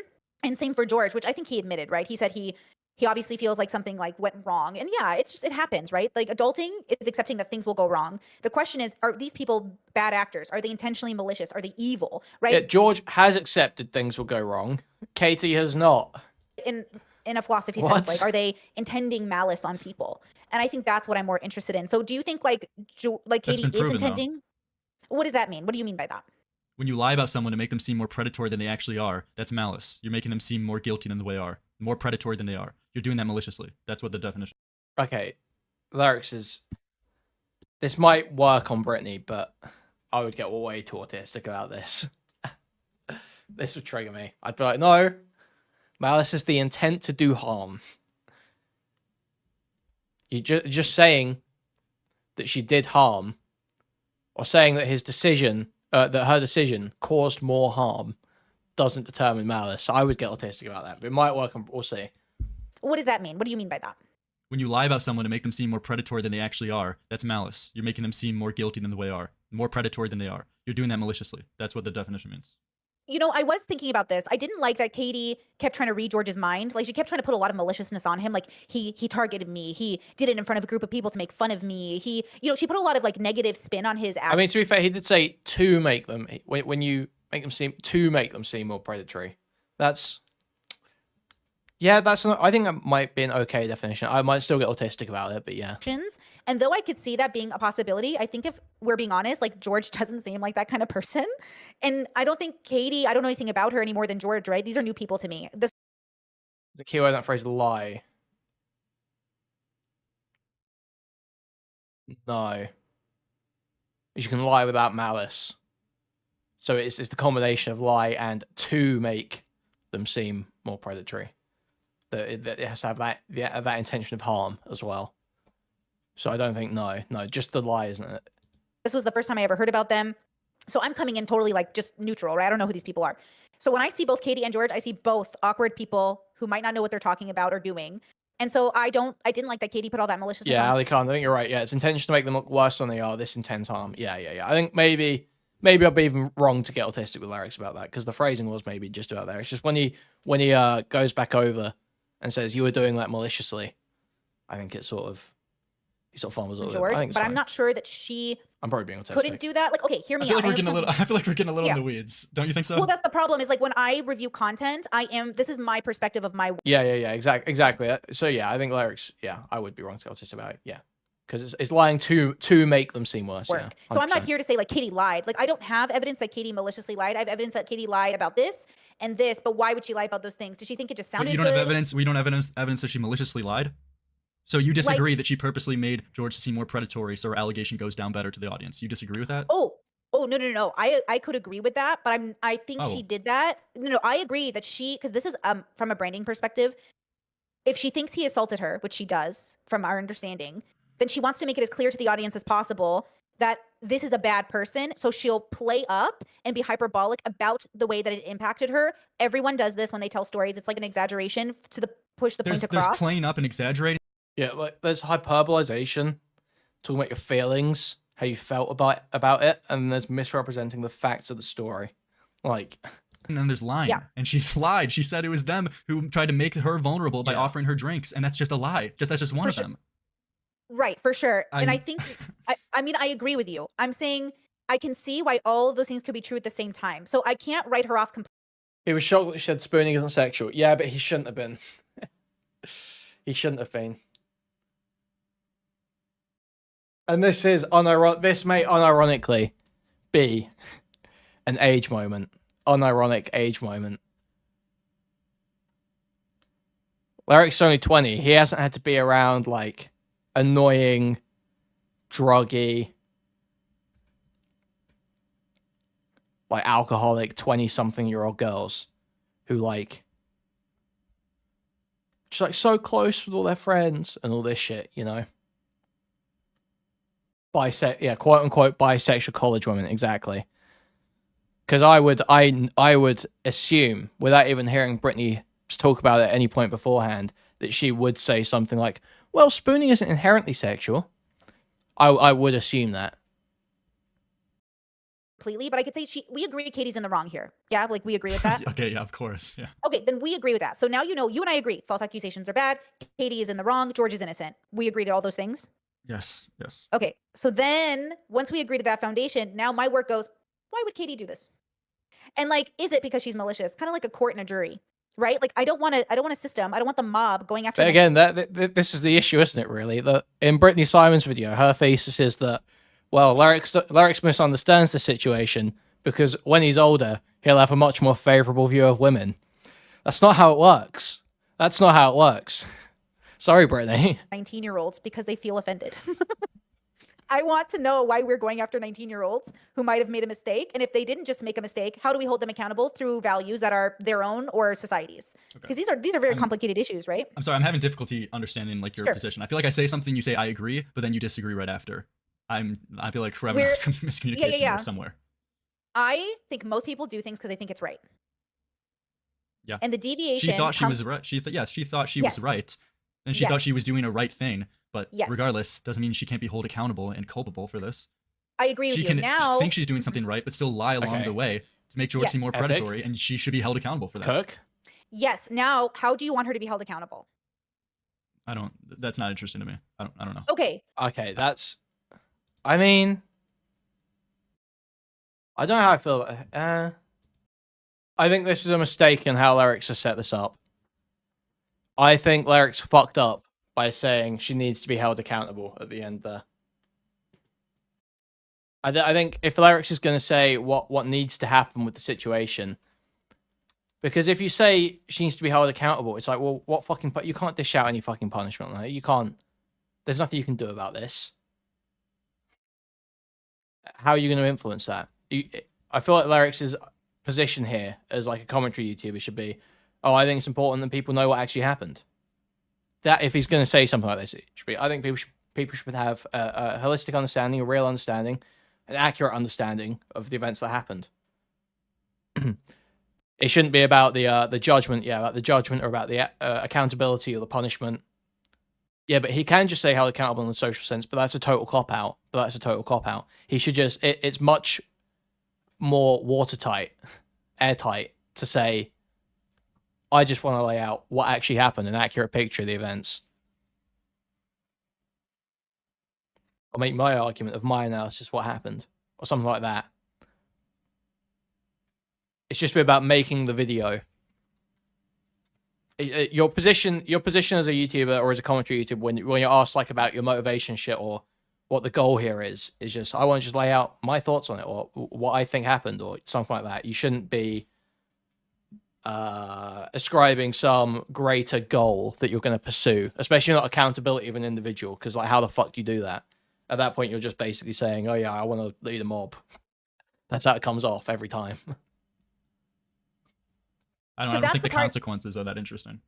Okay, what do you think is interesting then? Well, like trying to explain the disagreement in our perspective. Yeah, see, exactly. So now, because this is why it's a falter, because I don't think Lyrics actually does care about the accountability. I don't think he does, because now, especially, he said, I don't think it's important to talk about how she should be held accountable. I think he just fucked up in his phrasing there. I think he just fucked up, and now she's kind of hammering on it. I think honestly, if you got Lyrics in a conversation and you asked him, oh, do you care about holding them accountable or just laying out what you think? He would say, just laying out what I think. But it's just she's hammering on this phrasing, and he should just backtrack. But whatever, it's minor. Well, like, is the consequence that interesting? What, she should lose? As her with many career, lose her things around channel? Lyrics. Like, I don't know what should happen to her. She should learn from her mistakes. I mean, she still is very young. She's probably gonna learn from her mistakes. The problem is that she's just young and she had these mistakes online. A lot of these people make mistakes in the 90s or whatever, and it's just never broadcasted. They just have to. They don't have to deal with the public pushback because she's a public streamer. She's gonna have to deal with a lot more pushback. And I agree with that too, right? And it's But I hard mean, to at the know same how time, she did put out a blatant false accusation accusing someone of a crime. Ooh, so she cannot. See, that's where we disagree. You can't put out a false accusation unless you know it's a lie. What? Well, because Really? we agreed that Okay, she that's thinks just semantic definition, though. We agree it's a false accusation. But no. Well, I agree. Well, it depends on who you ask, which is the point of my. So dumb, man. Oh my god, it's so insufferable. Because it is you agree it's a false allegation. You agree it's a false allegation of sexual assault. You just don't agree that Katie was making a false allegation. That's what Brittany disagrees with. But there is a false allegation. It does make sense. It does make sense. It doesn't make sense, but it does at the same time. She thinks that from Katie's perspective, Katie is not telling lies. So it's not a false allegation from Katie's perspective. But that the material of the allegation, looking at it as a third party, is false. So in that sense, it is a false allegation, is what she's saying. Work as well. Words are contextual to culture. They're not objective. So a false accusation is knowing they didn't do something to you and accusing them of it anyways. And Katie thinks she was assaulted, so she can't falsely accuse him. Okay. I don't know if this can be literally proven in a judge format to make her like seem guilty, but regardless, I think this is semantics. I feel like we both understand what I'm saying, right? Well, no, because we are disagreeing now. Now we are disagreeing because you cannot falsely accuse someone of something you thought they did. Okay. Like she thinks she was assaulted, so she's saying I was assaulted. Okay. She's not lying. Yeah. Right. But then that's where I would come in and say, okay, girl, like if I could talk to Katie, I'd say, let's talk about how he might have, by definition, in certain cultures, assaulted you, but didn't intend to, because I think intention matters. Some people don't. I do think it matters. Because I think it's the difference between George, who admitted to touching Katie, right? He didn't say how exactly, but he did say he touched her. And so there's something there, which I think he might have gone off physical. I think you even said in your video, correct me if I'm wrong, that like physical cues are important. Well, the world is changing to require verbal cues. And since they didn't use verbal cues. This is this. Whenever I hear progressive say this shit, I just can't. I don't. What world are you living in? What world are you living in? Seriously, what world are you living in? I don't understand. I don't understand. This is your bubble. This is your bubble as a 35-year-old BDSM community ethical slut reader. Like that. This is your bubble talking right now. Ain't nobody else working like this. Nobody else working like this. It simply is not the case. It will never move that way. It will. Well, it will move. There will be moves that way. Yes, I agree with that. There's a shift where stuff is more. There's definitely a shift in consent for sure. I think you can see that with stuff like how fucking upset people get over what's that fucking Christmas song? The rape Christmas song. You know what I mean? You can see in the response to that now that there is sort of like a shift in how we understand these things. But the idea that it's gonna, baby, it's cold outside. That one, yeah, there is a shift in these things. But the idea that because that's like that would be considered coercive sexual assault now, because you're saying, oh, you shouldn't leave. There's this reason why you shouldn't leave. You should stay. Also, I want to fuck you. That's like, that is now coercive sexual assault under the progressive understanding, right?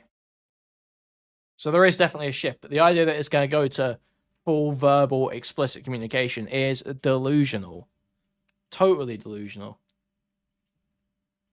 It's just all we've done is shave off some of like there's obviously some excess on social media where people get fucked over for doing totally benign things.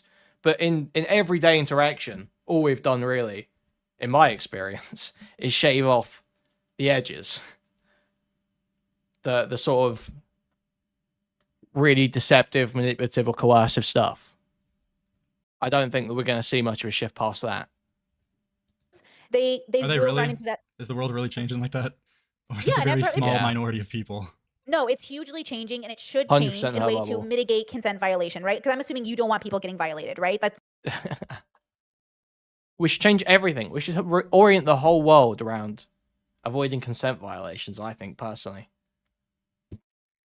I think you should need a sex license, actually. Like, it's so dumb. Court-ordered sex, okay? Submit your consent papers. I just don't like this mindset. I hate this mindset. I hate it when it's about kids. I hate it when it's about rape. Basically, I won't make that joke, actually. I was about to make a nonce joke, but I won't. Look, it's always the way that it goes. Women will do this about rape, and conservatives mainly will do this about children. It's just any alteration to the world is justified as long as these things are the risks. We have to get rid of cars because men hide under them and slash my tendons as I'm walking home. Like, it's that mindset. We have to get rid of computers because 5% of kids that get groomed by people they meet online. 5% of kids that get abused by people online. I don't know if that's the stat, but it's low compared to people that already have access to the children, is my point.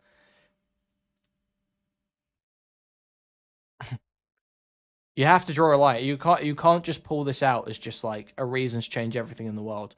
And the idea that we're going to move to a world that is pure that we're just gonna keep moving in favor of avoiding consent violations. Like, no, eventually there's gonna be a point where it maybe stops, maybe even goes back a bit, maybe we regress a bit. Like that's happening with trans stuff now, right? Maybe we even regress a bit. That usually happens in association. We roll band around a bit, but it won't go. I don't believe that it will ever get to this point where we're at the full blown verbal consent, explicit signed papers. That's retarded. It's not the goal. No, I The do. goal is to communicate. Obviously. I It's a joke. don't. Okay, it's a good joke. Okay, well, you never know. Okay, I don't want to like tell you how to think. So the point is like in order to mitigate harm and to say like we want to communicate the best possible. So I agree. I've absolutely verbally communicated with people and it's gone okay. And then I've verbally communicated, it's gone okay. I've written down our intentions. I've talked to friends and said I intend to sleep with this person. We're gonna go have sex. We'll call if anything goes wrong. Like I've done a lot Sign of the safety checks papers. with people. Sign the papers. I don't know if you've practiced any of those safety checks yourself. Like, hey, do you want to have sex with me?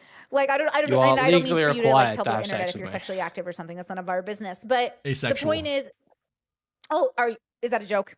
Yes. Yeah. Yeah, you're making a joke because Katie said she's asexual. I get it. Okay. So the point is that what you are seeing as black and white, I'm seeing like as a cultural difference because I know the world is diverse. Like I'm pretty traveled. I've read lots of books. I've like talked to lots of people. I really wish the world all spoke a universal language, but it's pretty clear Like she's we just don't. this is absolute woman Japanese, spiritual bitch woman Japanese. I've read so many books, I've been to so many places. You know, I went to this great seminar for culture for Monk spiritual super trauma chatted healing. $5. Oi, you got a license for that, Buna. Thank you for the $5, Monk. It reminds me of Catnip. You know Cassie Catnip, who spoke to Destiny and was saying that shit about Wreckful. Saying, you should read all the books by this guy about childhood trauma. It's that attitude. It's that same phenotype. It's wretched, man. Lav has this as well. Yeah, for sure. But you can't form a coherent thought about it, really. But you can't explain why Larix is wrong. You've got all this experience, all this knowledge, but you can't explain why Larix is wrong. This kid's owning you in the debate right now. That seems crazy, no? That seems insane. So I'm saying the reason I do the work I do is to point out the fact that we are not all saying the same things.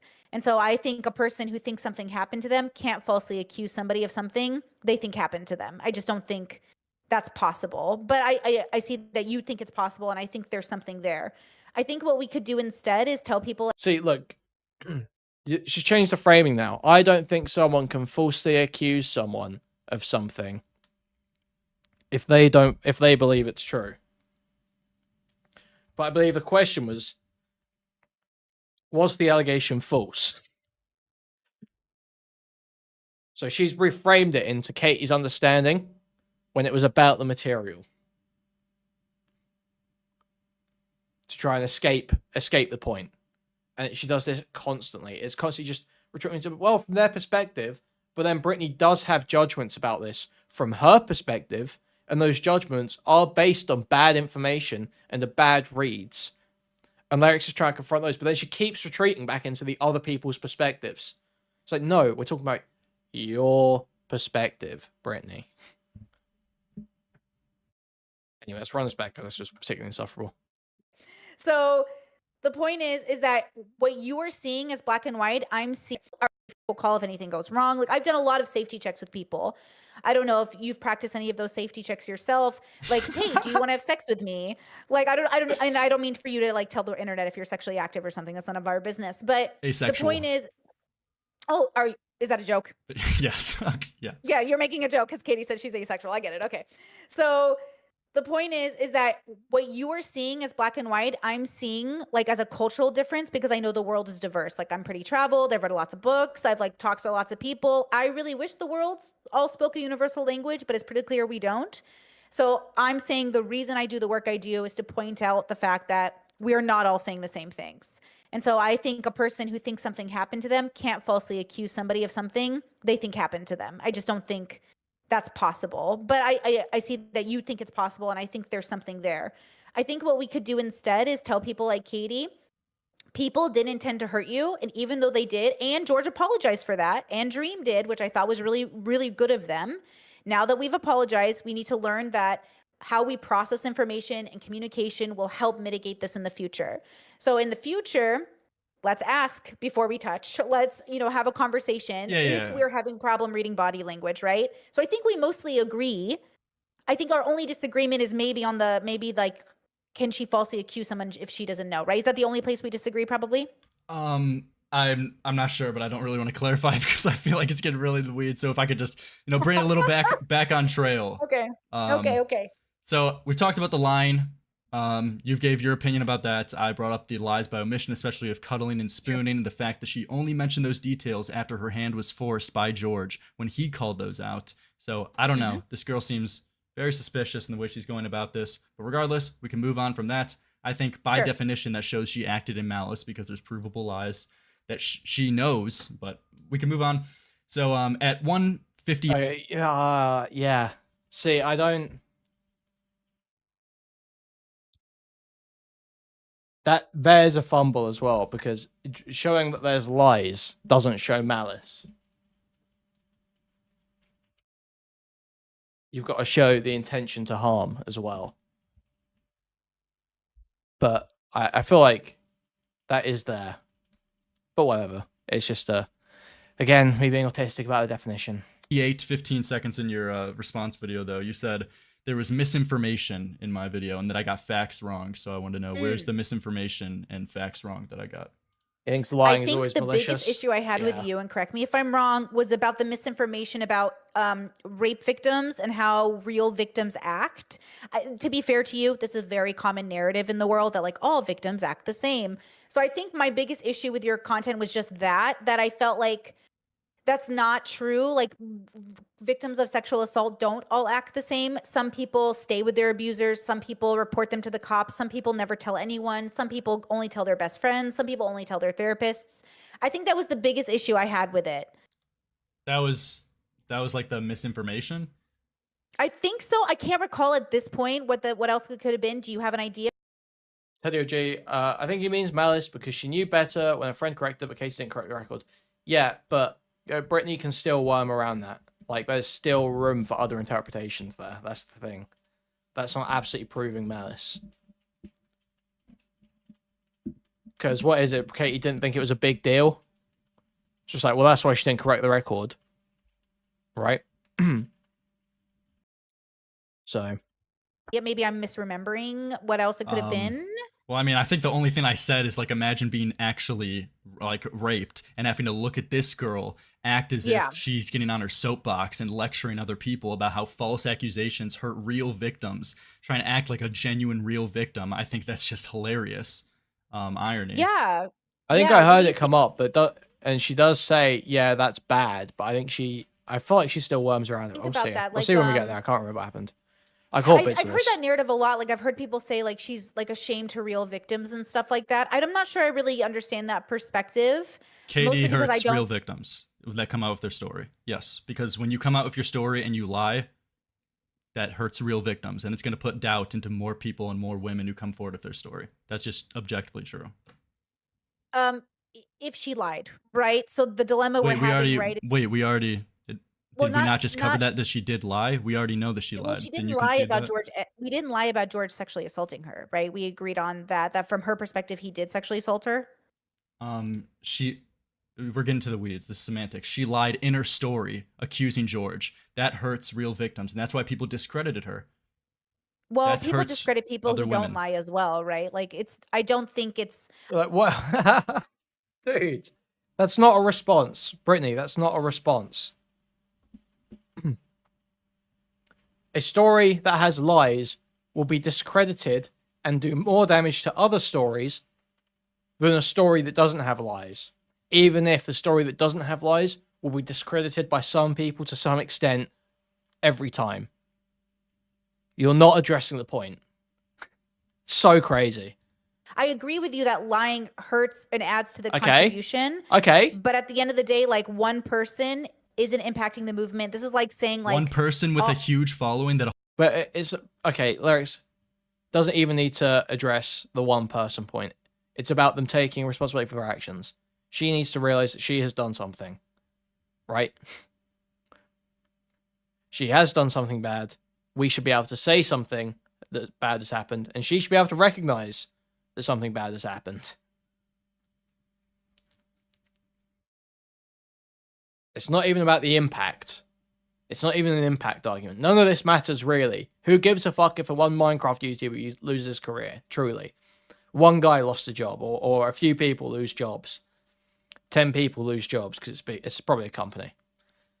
Or behind George.Found and all this shit. It's a drop in the bucket.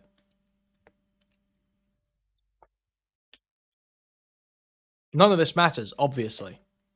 But people talk about it. Talk about their opinions on it. And if someone does something wrong, they should be able to recognize that they did something wrong.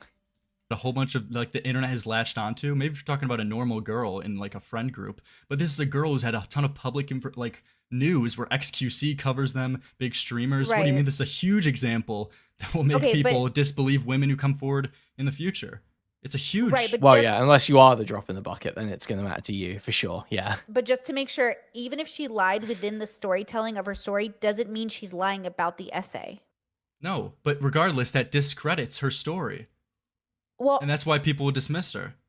I think that's the problem, is like no one is a perfect victim. Like victims of essay do lie. Victims of essay can be bad people. Like I don't know. It doesn't mean the essay is okay, right? Okay. She's so I feel like I don't know. I feel like isn't it pretty obvious what I'm communicating right now? She lied in her story.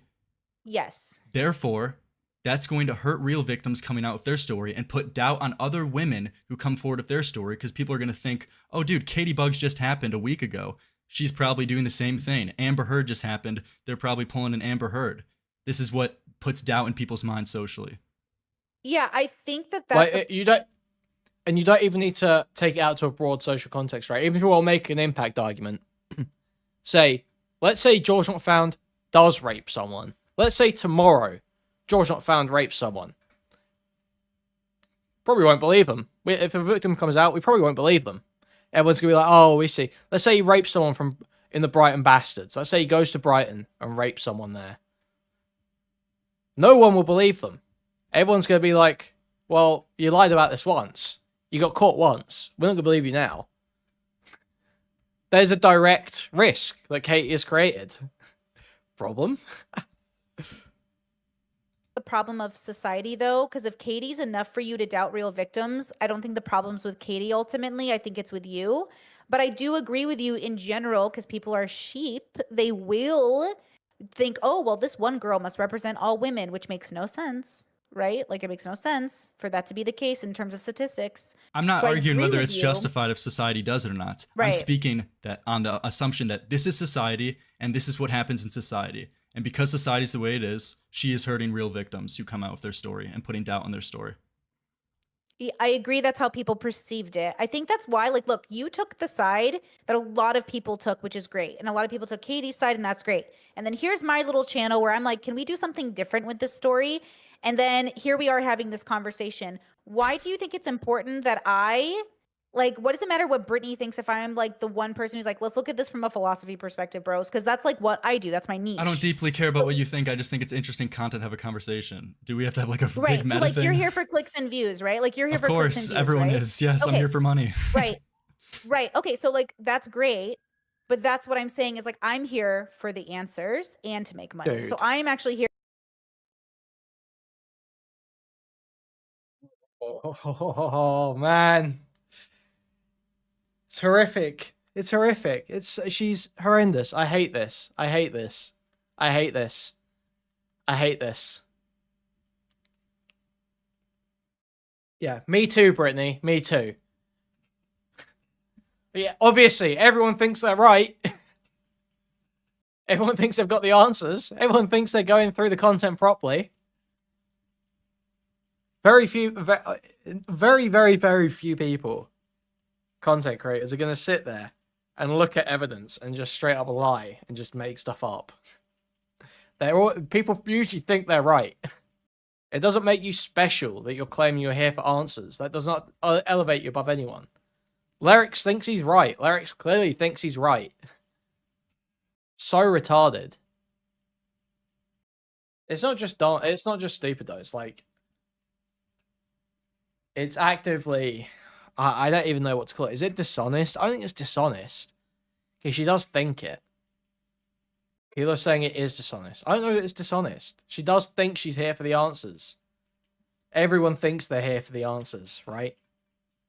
That's the problem.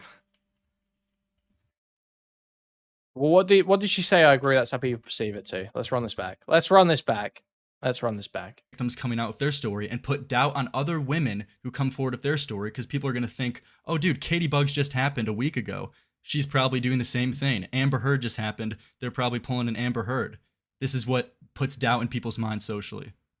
Yeah, I think that that's the problem of society, though, because if Katie's enough for you to doubt real victims, I don't think the problem's with Katie ultimately. I think it's with you.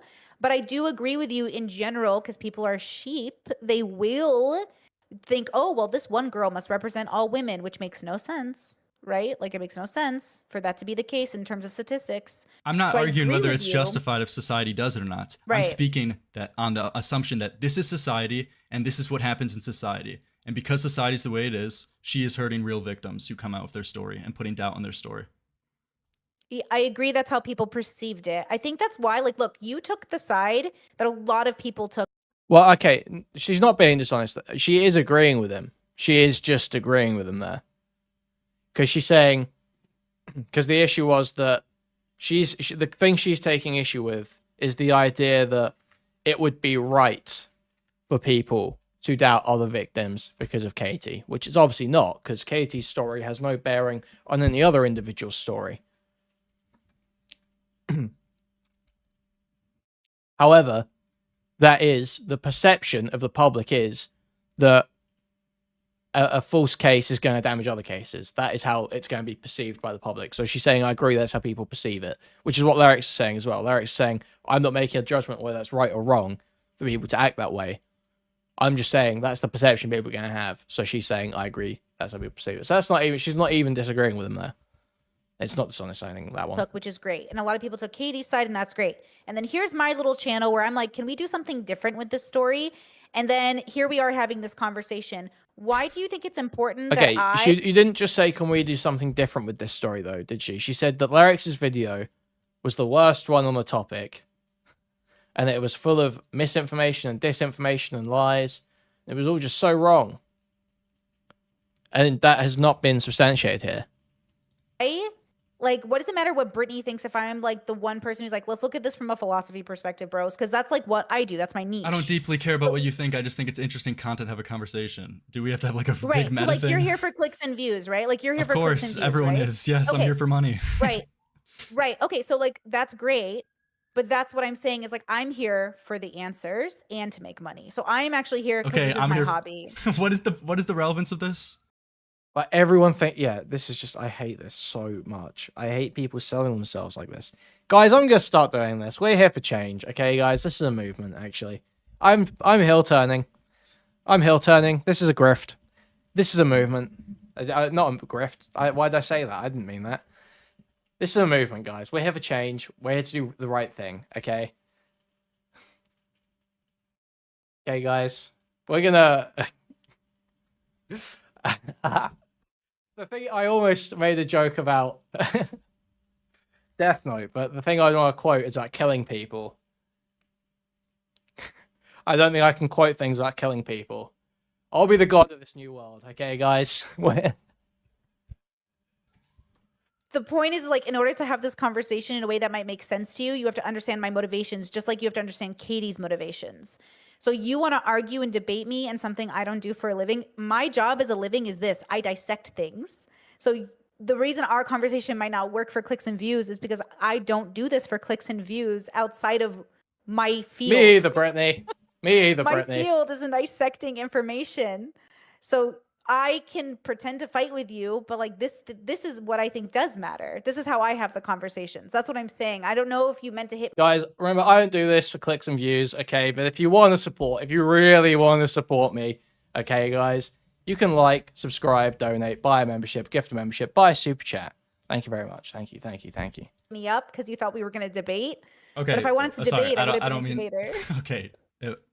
I don't mean to fight you. Okay, no fighting. This isn't fight night. We're not fighting around. Sure. Just I disagree with you, and we're speaking about the Yes. matter of the situation. So Okay. let's. Okay, yeah. I just want to talk about the details of the situation, not this big meta. Why we're Okay. here, my Oh, motivations. here's something. Okay, here's some.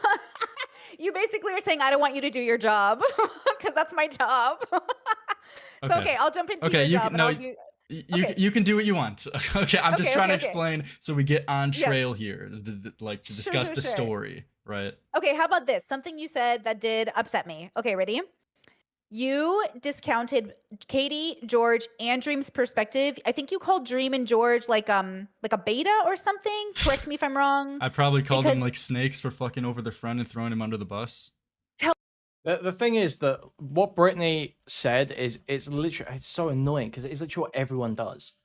Yeah, you make content that you like making within reason, and then you optimize it for money. That's like basically what everyone does on YouTube. Almost everyone. Everyone that's just like sitting with a fucking camera in their room, like Brittany, Lyrics, me. Anyone like that is going to be doing the exact same thing. They're making content within a realm of things they enjoy, things they're interested in, things they want to talk about, and then they optimize it for money. That is literally how everyone operates. But to say that the main driver is, I just want to find the truth about these topics, it's like it feels dishonest because you wouldn't be doing it if you weren't getting the money.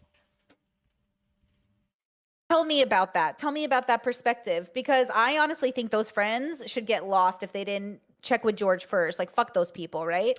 Yeah, I believe you said I didn't have enough empathy to understand that Dream and Sapnap didn't actually throw George under the bus. Which, yeah, I I agree mean, with that. they didn't completely cut ties, of course, with them, but they disavowed him publicly, saying he did a fucked up thing and supported his false accuser.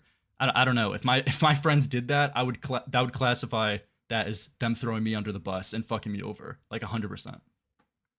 Well, from my understanding, did you hear something different? I heard they're all still friends, and that what they did was I didn't just say. I just said they didn't cut ties. They just disavowed him so- publicly and fucked him over by that. Throwing well him under the in bus. public. Okay, so when I covered this story, a bunch of their viewers came into my stream, and from my Yeah, they caused him to take an increased reputational hit so they could save themselves one. Yes, Brittany. Yes, they fucked him over. It's about the actions, not the intentions.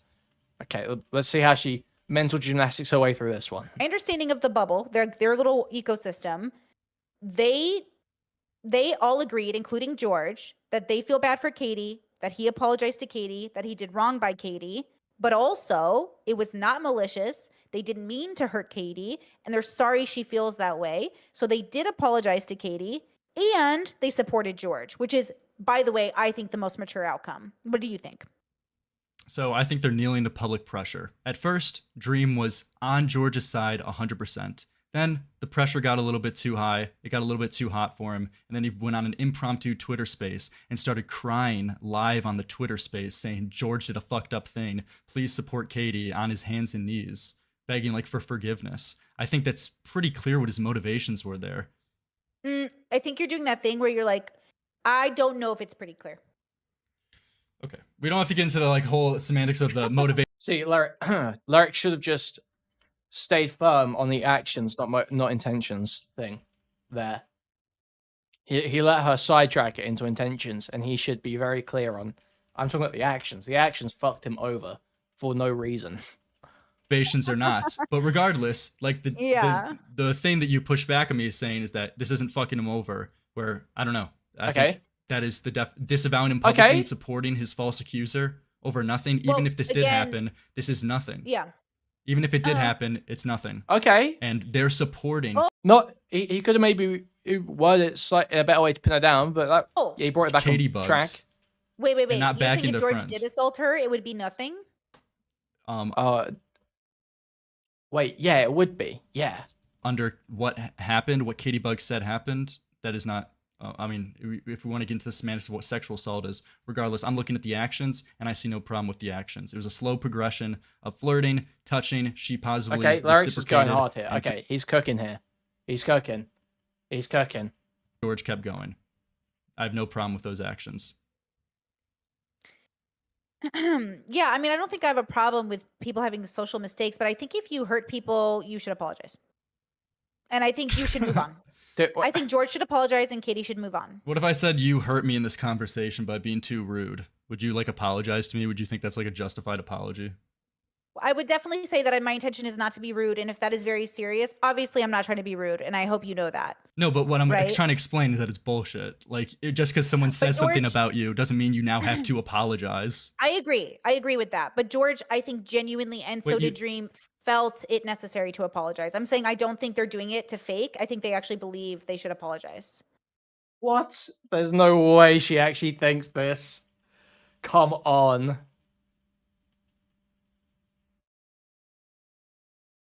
You know that George knows this is bullshit, bro. Come on.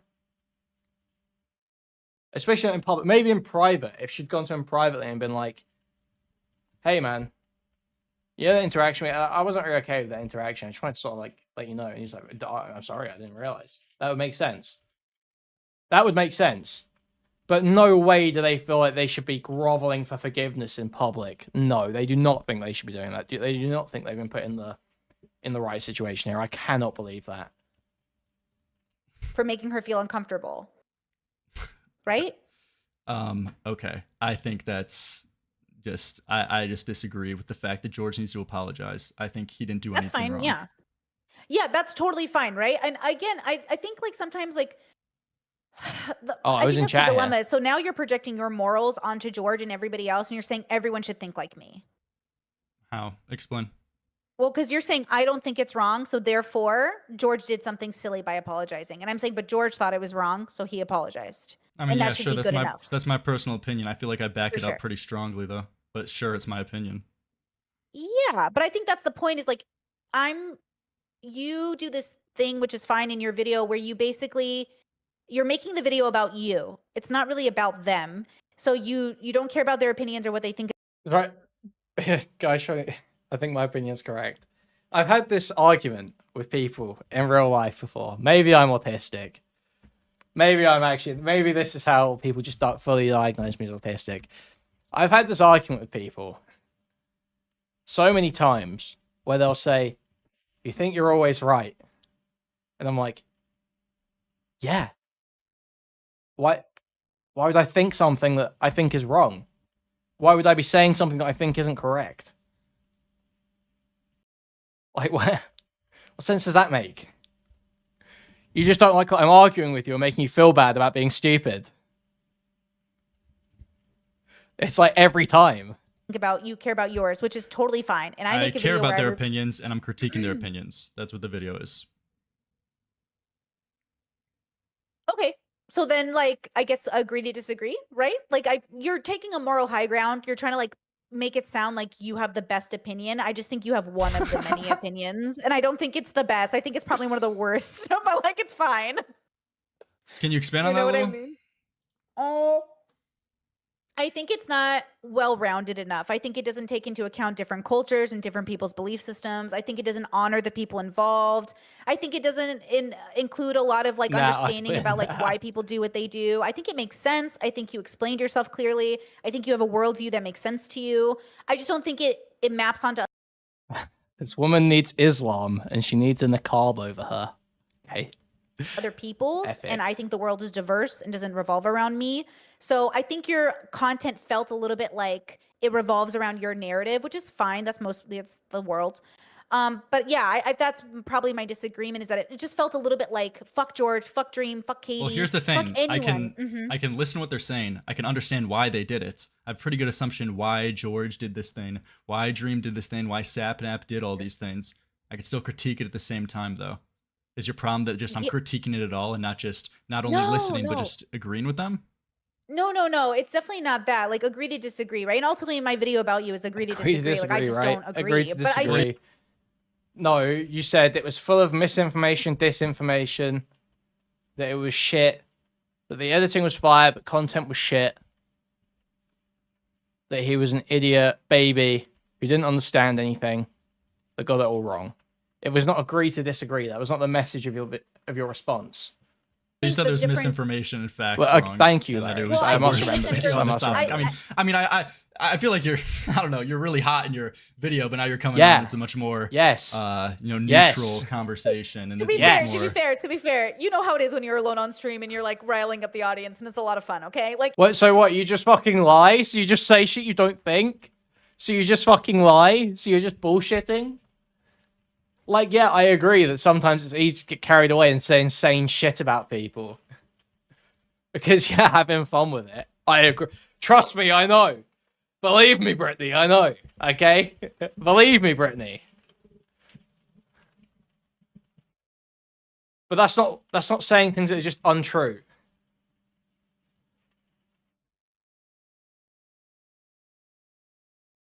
Okay? That's not the same thing.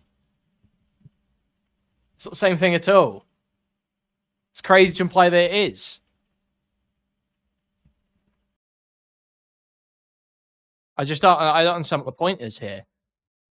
Like, yeah, I said your video had lies in it, and I was actually wrong about the facts. But, you know, it's just like my perspective. It's just like me being entertaining. Like, no, you said things that were incorrect. You were incorrect about his video. You were incorrect about the situation. And you talked mad shit and acted mad confident. And you were wrong. You got to own the fact that now you've come on and you look kind of dumb. Yo, Abby spitting in chat. Guys, please remember to like the stream, subscribe to the channel, donate, buy a membership, gift a membership, buy a super chat if you can. Thank you very much. Go to discord.gg/Gleeman, twitter.com/Gleeman. Thank you. I can listen to what they're saying. I can understand why they did it. I have a pretty good assumption why George did this thing, why Dream did this thing, why Sapnap did all these things. I can still critique it at the same time, though. Is your problem that just I'm critiquing it at all and not only listening, but just agreeing with them? No. It's definitely not that. Like, agree to disagree, right? And ultimately, my video about you is agree to disagree. Like, I just don't agree. But I think you said the there's difference... misinformation and facts wrong, and that it was Well, I the think the worst video on the topic. I feel like you're, I don't know, you're really hot in your video, but now you're coming on. It's a much more, neutral conversation, and To it's be much fair, more.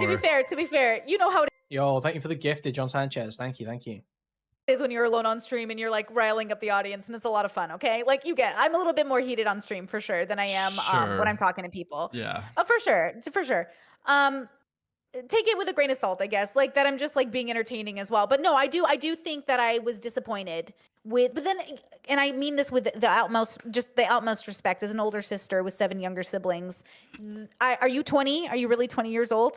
Freshly 20 on the market. Okay, freshly 20. Okay, so like with peace and love, All right, I dude. have 15 years on you, and I am assuming, I don't know how much you read. You probably have read as much as I have, or maybe not. But I've read like thousands of books. I've traveled countries. What is I this live in supposed to Europe mean to me? currently. Base. It means that I have like so many Nothing. different cultural references and people's like way of living in my head. So when I observe a situation, But I this get isn't to an use all argument. of This these isn't tools- any information. Like you're not giving any argument. You're just appealing to your age. You know that, right? Well, I'm saying the age has given me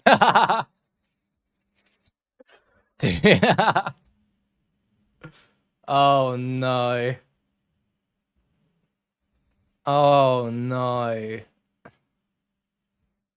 Wait. I need to do a stupid bet. Okay, 1 second.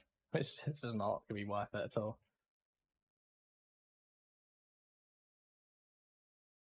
I mean, neutral. audience, and it's a lot of fun for sure. As well, 20. Are you really 20? Love as much as I have, or maybe of living in my head. So when I observe a situation, But I this get isn't to an use all argument. of This these isn't tools- any information. Like you're not giving any argument. You're just appealing to your age. That's You know that, right? Well, so I'm retarded. saying the age has given me time to do all this research and to consume all this content. I could have been 35 and never consumed this content for sure. 100. So this is So just it's not not an just the argument. If you age, I'm disagree just- about something I'm saying, that's fine. But this isn't an argument. It's just a waste of speech. This is a waste of oxygen right now. Okay, I mean, sorry, I'm getting to debates, Hey. but like, I don't know. It's not that. It's like we're coming from very different experiences, so different perspectives. So we're going to disagree, and you're focused on the argument, and I'm not arguing for anything. I'm arguing. What do you mean you're not arguing for anything? What does that I'm mean? You saying, are okay. Because I'm Okay, he got her here. This is actually one of those moments. He did it. He got one of the moments where she slipped out of giving just people's perspectives and gave a judgment. And is that how? Oh man, thank God. I'm not trying to change your mind. Okay, what are you doing then? You're talking without arguing. I feel like these are just semantics. Like clearly, you're making your argument. He's kind of. Oh, is he letting it slip, right? though? Well, so okay, okay. Making a prescription, trying to change someone's mind, is insinuating that you have the right answer. I'm more about exploring ideas and figuring out who has the right answer, because it might not be me. But also, I have to know how you got to where you are. So when I tell you a little bit about me, I'm telling you how I got to my conclusions. I'm explaining the math problem to you and not just giving you the answer. But it sounds like you just want the answer. The answer's 69. But you haven't done either. She didn't do either. And now she's like joking to escape it because it makes no sense. I maybe it is a sign of my autism, but I would just start hammering her on this so bad. But let's see how Does that that sounds. make sense? Yeah. See, it doesn't make sense. So I'm trying to explain how we got to 69. But you feel like the explanation doesn't make sense to you. Okay. But also you know what I mean? So Okay, I think we should can I get us back on trail a little bit? Is that okay? I have another question. Put down. Yeah. Why did he move off of that? No, he should have been like, no, you're not even explaining the math problem. You're not even explaining it. He should have. Fuck. He shouldn't have moved off of that. That should have been the turning point. He should have absolutely just slammed that point hard. He should have just gone insanely hard on it and been like, look, you haven't explained the problem. You've said you've got all this experience. You haven't explained how it informs what's happening. You haven't explained how the facts map onto your judgment. I'm explaining to you the facts and the definitions that I'm using to create my judgment of the situation. You're not doing that, Brittany. So can you start doing that? How are you coming to your conclusions? I've explained to you parts where you were wrong here. Why is your conclusion not changing? But she still looks stupid. He still got the dub on the point. He's still got the dub on the point. It may even look better to a bit wider audience, but as a spurg, retard debater, freak, I would absolutely just be... That's the moment there where you just go in hard, for sure. Human's gonna human, like in the mug. based. Okay, so in 22 minutes in your video, you said, in your opinion, Katie is freshly 18 until she is 19. This sentence is a contradiction inherently, though. How can Katie be freshly 18 for the entire duration that she is 18? It's also easy. It's also, I will say, it's also seriously easy to backseat like this. I don't know how I would do compared to lyrics in a debate like this.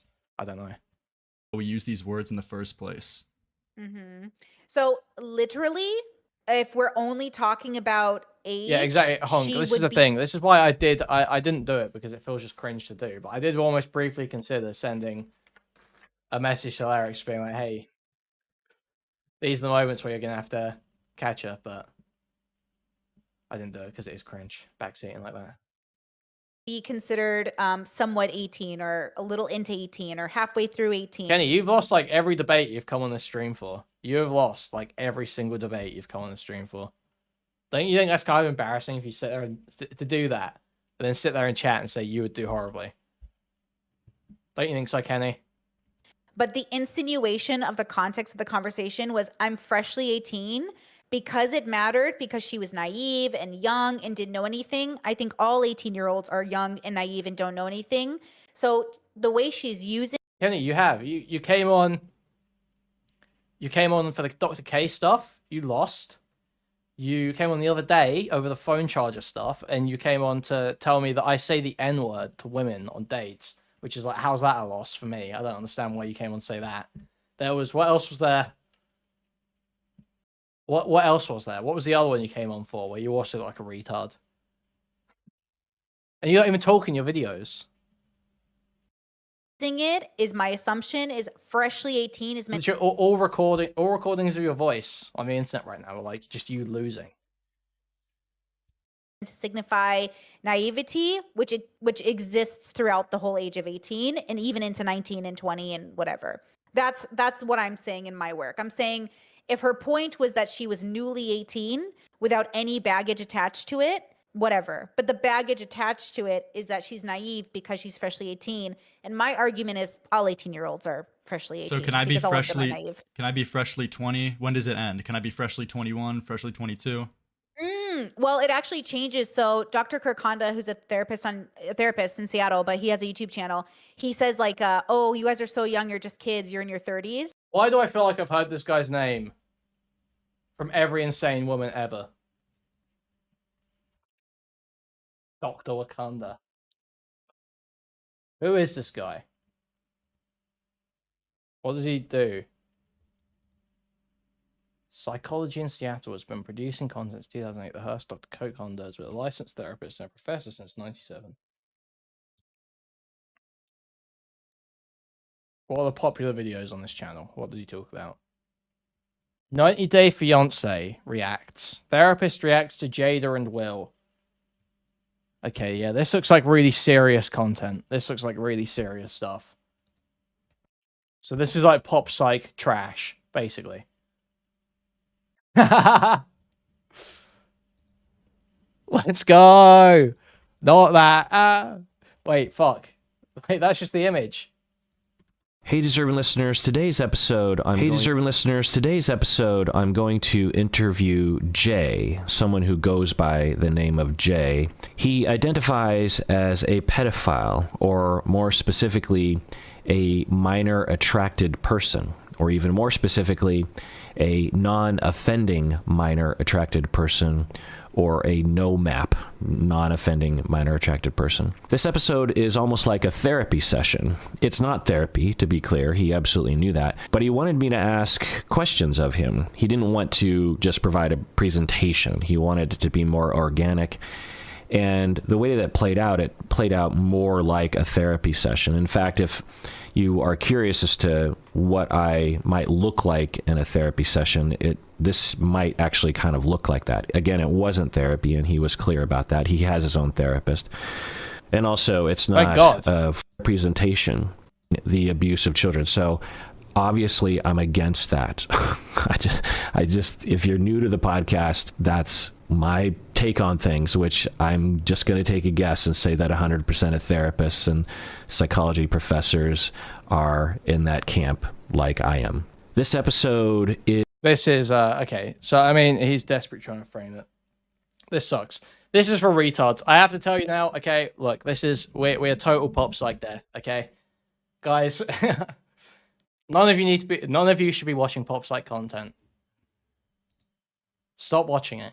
If you're watching pop psych content when you're not watching this stream, stop. Please. I'm begging. Dr. K, not so erudite. Dr. Kirk Honda, none of this is helping you. Go outside. Get some friends. This stuff is not helping you. This stuff is not helping you get through the abuse and rape your ex-boyfriend put you through. This stuff is not making you less of a insane, narcissistic whore. It's not doing that for you. It's just occupying time, giving a full sense of education and help.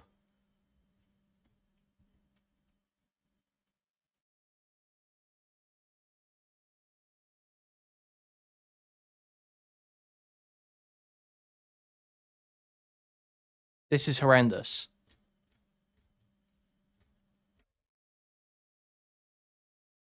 This is just total slop. This is just like... This is rotting women's minds. This is actually right. This is why they all talk in fucking therapist language. It's because they don't just go to therapy for an hour a week. They then go home and they sit there and watch therapy TikToks and therapy YouTube channels. And their entire life just becomes about their fucking mental health.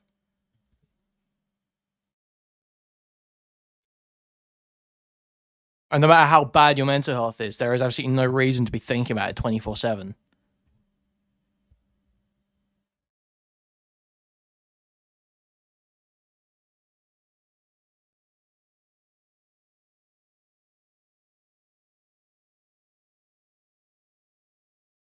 Women don't have enough hobbies. Kind of true. But have you ever met women with hobbies? Like, women don't... I always feel like... I don't know. I want to carry on down the line of thought. That's just very insane. Because he's in his 50s. I think when you're old, everyone is young. So I'm a kid to people. Most people who meet me, who are older, they're like, "Oh my God, you're such a baby." I'm like, "I know. Thank you." Because I'm 35. I'm a baby. So obviously it's contextual. I would say that in Brittany's opinion, if I would say like what age would I start looking at people a little bit more seriously? Probably 28, Okay. 27, 28. I guess just what I'm disagreeing on is that you use this as a defense to like defend Katie in a sense. You brought this up in your video saying, well, you know, freshly 18, you like dismissed the point saying she's freshly 18 the entire duration she's 18. And that's just inherently a contradiction of a sentence. That just makes no sense. How can someone be freshly 18 the entire time? That's like what I'm pushing back on.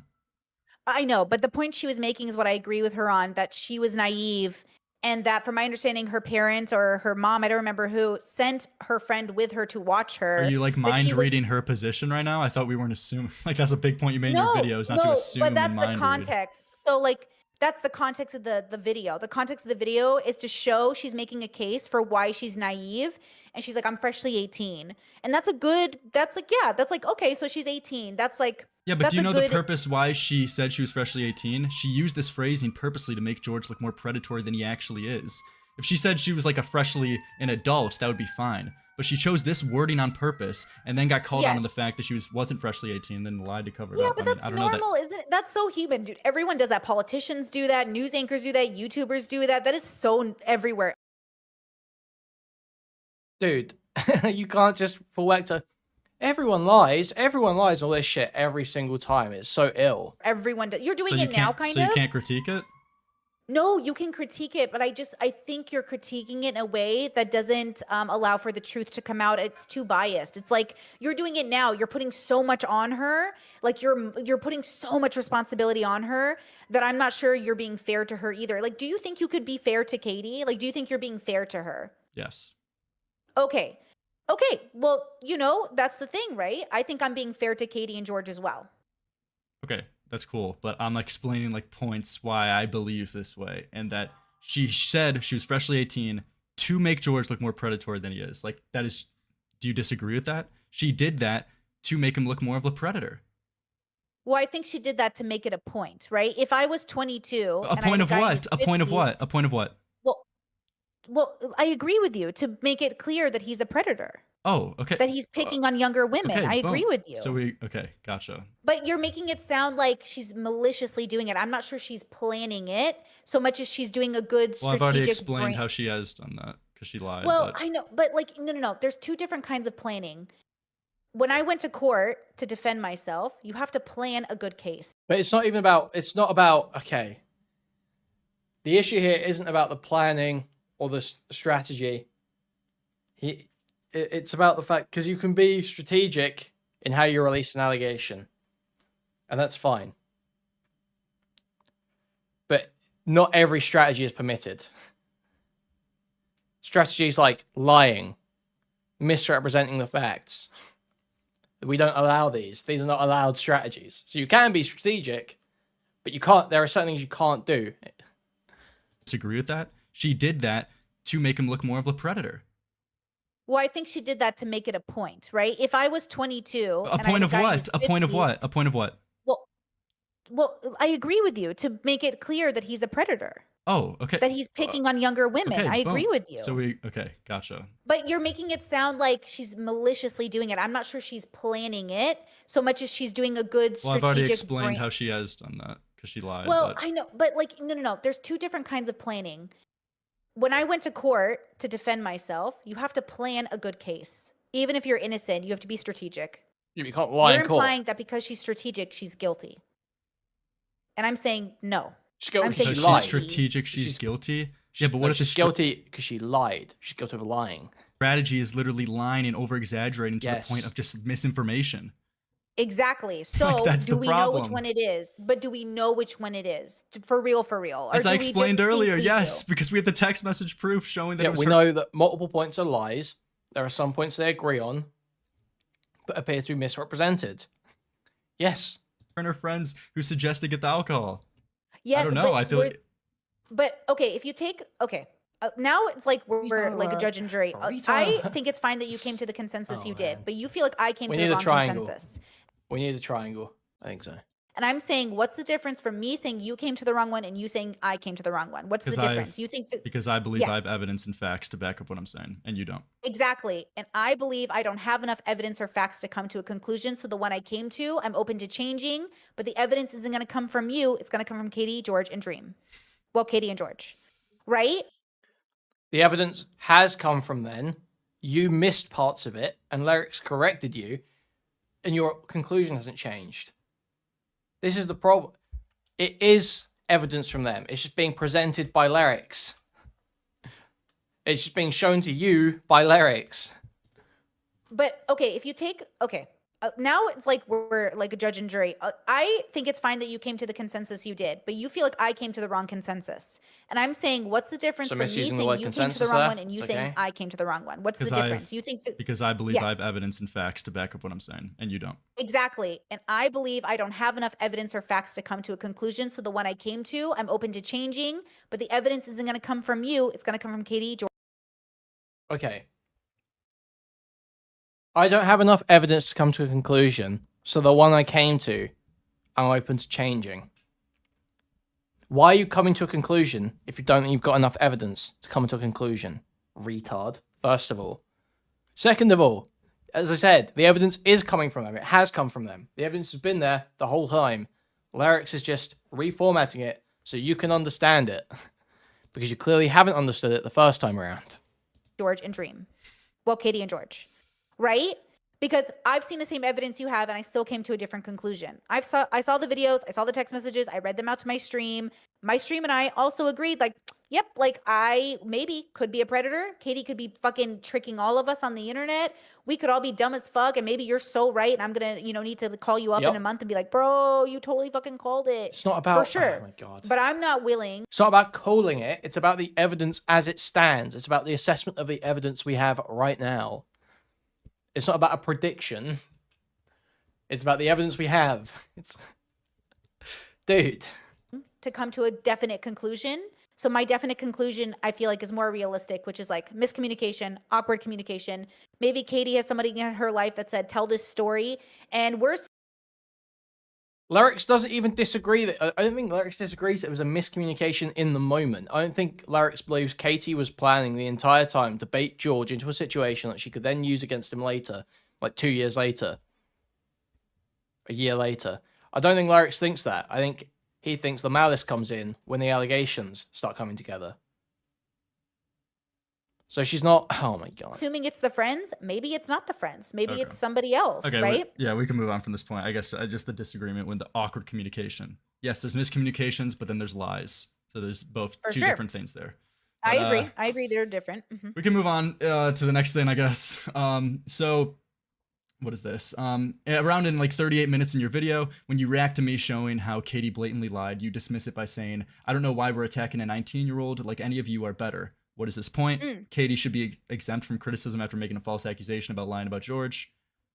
So yeah. Okay, don't think it's Expand a on false that. accusation. We don't know if it is, right? So you have to take that out of your narrative. You have to ask me the question without that narrative. Like, do you think Is she Katie should exempt be of held criticism accountable? for lying about George? Okay. No, if about the cell phone lie, no, she should be held accountable for like misrepresenting that. And absolutely, the way we would hold her accountable is probably by unsubscribing, right? That's like how the internet can work. You don't have to send her death threats, which she's gotten. She's gotten so much heat. So don't do that, right? But like unsubscribe, maybe don't trust her. Maybe give her a chance to come back from it. Maybe, who knows? But I don't think 19-year-olds are exempt, but I think I meet them where they're at. I don't treat a 19-year-old like a 35-year-old. I don't treat everyone the same. I treat everyone based off of the context of who they are, and that's how the law works. That's how people judge people. We treat people usually better or worse if we know them or don't know them. So I see 19-year-olds and I think, okay, undeveloped brain, not socialized, probably mentally ill. I mean, it just comes across as like a dismissive defense when you say, I don't know, why are we attacking this girl? She's only 19. Why are we attacking this girl? Like, what? It's because people are going harder on Katie than other adults in the space. And I also, to be fair, had just covered the Andrew Huberman case, and my audience and I are up to date with things. So I'm also talking to my audience, right? I've got to learn as a YouTuber when I make my clips to assume people that aren't my audience will see them and how they might read the context. But like, obviously, like even Andrew Huberman, who's a Stanford professor, or like a scientist, sorry, for Stanford, he just got outed, and like, that doesn't matter. And he's a grown up. They're holding him less accountable, you know, then they're going to hold Katie. But again, like Katie's 19, people lie. Like this grown man. Okay, well, that is how the law works. Because what she's saying is like a judge will award a different sentence according to prior behavior, how old they are, what life situation. They'll make considerations for this stuff a lot of the time, right? Man was caught lying. Nobody gave a fuck. You know what I mean? Nobody gives a fuck. So the point I was making was just that it's funny that the internet keeps going for Katie so hard, but they won't go for any of these other people who are adults. And I just think we pick and choose. I think Katie's an easy target. I think she's annoying, and people. Well, it's think just the she's annoying. popularity of the topic. You know, she's going after a 10 Yeah, million of subscriber course. YouTuber. That's probably why it has the most attention. Yeah, of course. Absolutely, right? And then she's rolling in those circles, and like, oh my gosh, I've been to so many VidCons in my life. I've hung out with so many YouTubers. It's drama and it's messy. And So cool, honestly, Brittany. I thank God I'm like in my little corner of Europe. You know, the internet's messy. And I'm just trying to be as factual as I can be. But at the end of the day, like, we just don't have all the facts, you know? So I think you could be right. There could be a potentiality for that. And if Katie comes out to be a Machiavellian genius, I will fucking DM you. I will get on stream and be like, bro, you were right. She's Satan, bro. No one's saying that, but we can move on. You know? At 11 minutes in your video, you defend Katie by saying, quickly, if you want to, do you have any questions for me? I don't want to just get my questions out. Do you have anything you want to do? Nope. Okay. Go ahead. So, at 11 minutes in your video, you defend Katie by saying she corrected herself over the misinformation she spread about George's friend, sending a text message saying he is watching a 26-year-old George cuddle with an 18-year-old Katie. I believe that's what was said, but this isn't Katie taking accountability or coming forward of her mistakes at all. The only reason she's now apologizing is because George called her out for it and put her in a corner, and this is her only way out. I don't know if you're aware, but Katie in the same stream says that she was given the information beforehand that it wasn't George. Wait, information before George responded. Yeah, she was given the information before George responded in his video that the text message wasn't from the guy she claimed it was, but still chose to not correct the record. And Oh yeah, so this is where this comes up. All right, so yeah, this is about the text that Katie's friend gave her for the document that was attributed to, initially, to George's online friend who was visiting to see them at VidCon, but was actually from one of Katie's female friends, or another girl at the party. And let that lie continue to spread, despite her knowing it was wrong. I know you didn't get that part of my video either, but I can Maybe play I that for you. misheard that. Yeah, maybe you need to replay. Maybe you do need to. Is there a way you can make the volume a little louder too? Because it's a little low on the. I wonder if I could play it. I can't remember exactly what they play here, but there's a moment where she goes like, I remember it so vividly, where she's like, "Oh yeah, it wasn't. Turns out it wasn't from the guy at the party. It was actually from a girl at the party, as if it being from a woman means it has more validity as a complaint." Where even though initially she was claiming it was one of George's friends, which obviously, whether they're friends with George or not, if one of George's friends is calling him out for poor behavior, that has more weight than a stranger. Whether they're whatever their genders are, it doesn't make a difference. The friend is always going to have more weight. But she tries to emphasize the fact that it was now, it was a girl who sent this text, as if a woman's judgment on this is better. But no, that's the less relevant part. The video playing. If it's not, it's okay. I thought she said that she found out later that that's why she corrected it after. Not that she posted the video knowing it was wrong. You're saying she posted the video knowing it was wrong information? No, not video. This is the Twitter response. So she posted a Twitter response. Oh. She posted a Twitter response claiming that it was George's friend. Then the real girl messaged her after she posted the Twitter response and said, "Hey, you got this wrong. Actually, it wasn't George's friend. It was me." And despite knowing that information, she never corrected the record herself, let that lie to continue to be spread without correcting it, despite her knowing it was wrong, until George had to be the one to let it be known to the public. So just more. Okay. Ooh, Yeah. that's good. Okay, okay, that's pretty bad. Okay, so Katie, I'm just gonna like tell that to my brain again. So Katie literally was told and didn't correct. Okay, so she did. That's really bad. Okay, didn't correct. No, I'm not a Yeah, this is Brittany who had all the information, who knew everything, who had so much more info than Lyrics. Amazing. fan of that at all. So she waited for George to come out. Now, okay, I'm gonna do my thing again. Give her the benefit of the doubt, maybe. But again, she could be a bitch. Who knows? Do you want me to play Okay, a section so- first, so you like? Oh, sure. Yeah. Do you want to do that? Go ahead. Yeah, let me see. It's from George's friend. The screenshot. Okay, here we go. Go ahead.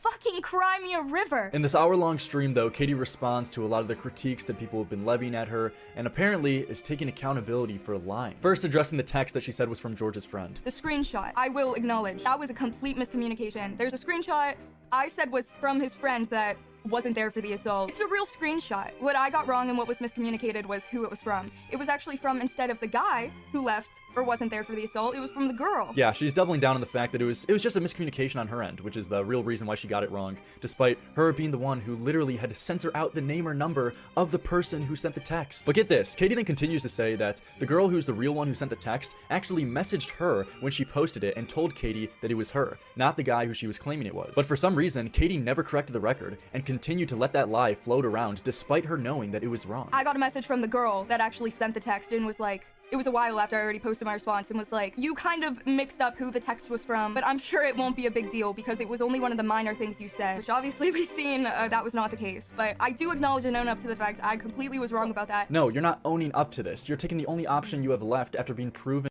So yeah, Okay. Do you see the way she said that?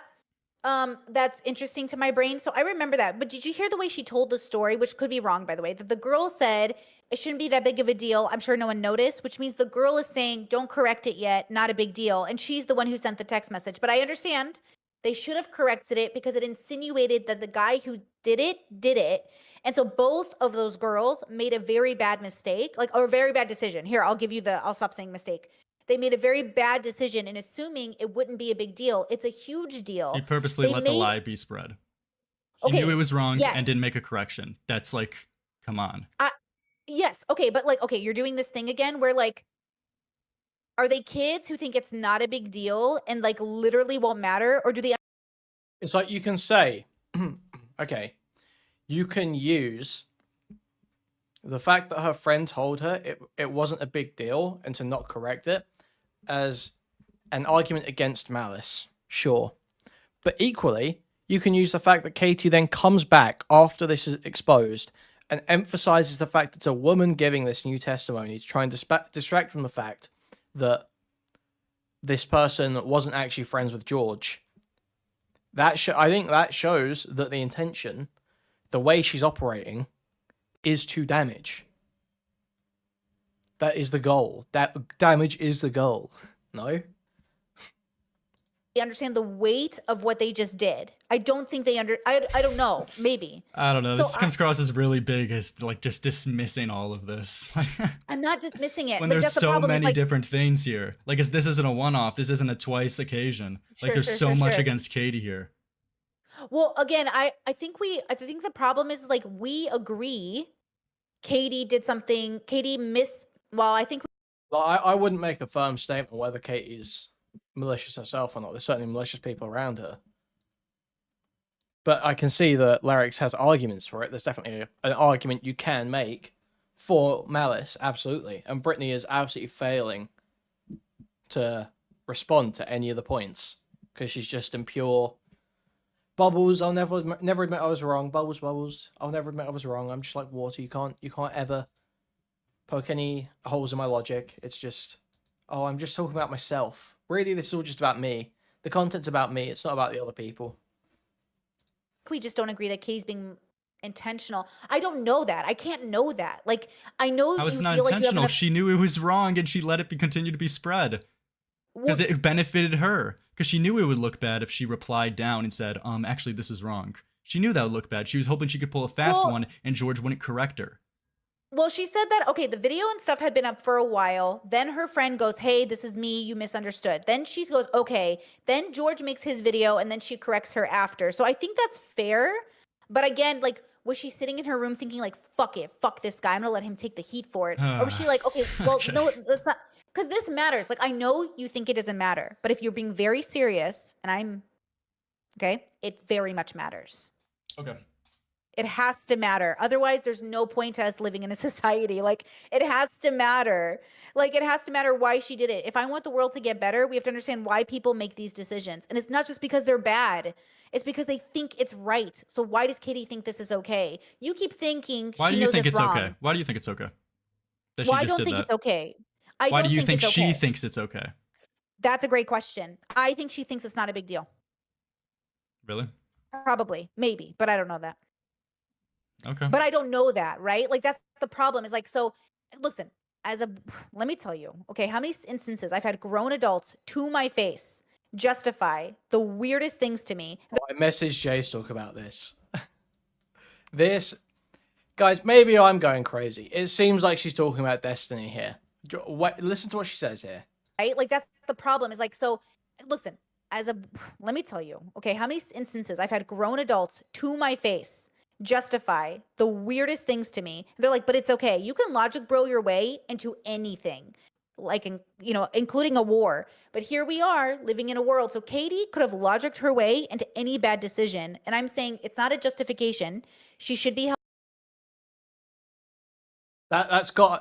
I've had grown adults justify the strangest things to my face. You can logic bro your way into anything, even a war. What relevance does a war have to this conversation, Brittany? Logic bros who reason their way into a war. Okay. Alright. Logicked her way into any bad decision. And I'm saying it's not a justification. She should be held accountable within reason. I don't like the mob. I'm sure you wouldn't like it if a mob came for you, right? And you didn't feel like you were being represented. I'm not saying Katie's innocent. I'm saying Katie might not be as evil as she's being painted. And George is doing the best he can with what he has. I'm saying I can't, as a grown-up, look at a 19-year-old and not remember being messy and miscommunicating and knowing how messy. Look at the politicians, girl. Everybody be messy. I don't know why we're putting so much responsibility on Katie, except to say that we would like to see a world that understands how to be better. And I don't think the world that's criticizing Katie is much better. Okay. Just to put in perspective, do you know what like Katie has done to George? Like George. It's not about what the world is not much better. It's such a vacuous statement. It's such a vacuous statement. It just means you can't criticize anything ever. Will forever have sexual assault allegations. Oh, someone fucking shot up a, I don't know, like someone killed a bunch of kids. Oh, well, the world isn't much better. Don't you know how many kids are dying every day in Middle Eastern countries because of the American military-industrial complex? Like, what are we doing here? It's retarded. You can just never criticize anything ever. But she does.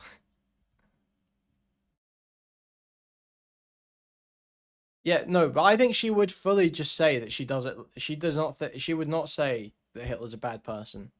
She'd be like, well, from his perspective, from my perspective, the Jedi are evil, unironically, every single time. Following his name for the rest of his Star Wars Episode 3 is literally this bitch's favorite movie. She thinks it's cinema. life. Like any girl he goes on a date with, they search up his name and they see accused of sexual assault for his entire existence. That's what Katie has done to him.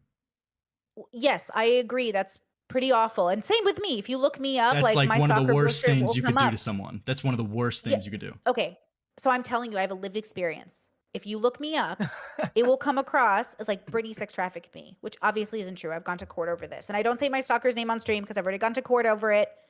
Don't evoke her name. She will take you to court. Okay, because that's what she does. She's a serial, whatever they call it, perpetrator of this. There are rumors of me on the internet. Brittany sex trafficked me. Brittany did this horrible thing to me. I never did any of those things, and I've already proved my case. And that So will you follow should me. understand better than anyone. Yes, and I do understand, which is why I'm telling you, as somebody who's experienced it, I know what it feels like to heal from the trauma of somebody violating your name. And I know that my stalker is sick and Katie is sick and people do bad things to people because they think it's right. It doesn't make it right. And I held my stalker as accountable as I could through the law. Didn't do much, by the way. She's still a free person. I don't know if you know this. Like, it's very hard to keep those people in jail. But ultimately, I don't know what Katie's intentions were, right? So I am telling regardless, you I've done based it. off of her actions, this is what she's caused for another man, which is like will destroy, like, I mean, heavily damage his reputation for the rest of his But life. remember, we don't know if she actually thinks she was sexually assaulted or not. We don't know that. Like right now, but we've already discussed that ad nauseum. But right now, I don't really think that's like much important. This is the But it has consequence. to This is what matter. she has done Habibi, to this man you're based off of accusing his her- actions. I her know, but actions. she hasn't done anything to a man. She did something to a man who sexually assaulted her in her perception, which you would agree. It doesn't matter about her perception. You have to engage with other people. You have to engage with the world as it is. Oh, man. You have to engage with the world as it is, and you will be held accountable as such. People will judge you in the way you interact with the world as it is, not in the way they think you think the world should be. If somebody sexually assaulted you, you should tell everybody about it, Yeah, right? but do you Like, would understand how you say- can critique that? So let's say like like you can personally think that you were sexually assaulted over something as little as what? I mean, just for the Bad news. Lyrics is revealing tomfoolery. It's over. What is he watching from Tom? Wait. Lyrics is doing Tom 10? Oh no. Wait, Tom reviewed the Lyrics debate? 1,000 years. 1,000 seasons. 1,000 years, 1,000 seasons. Never ending content.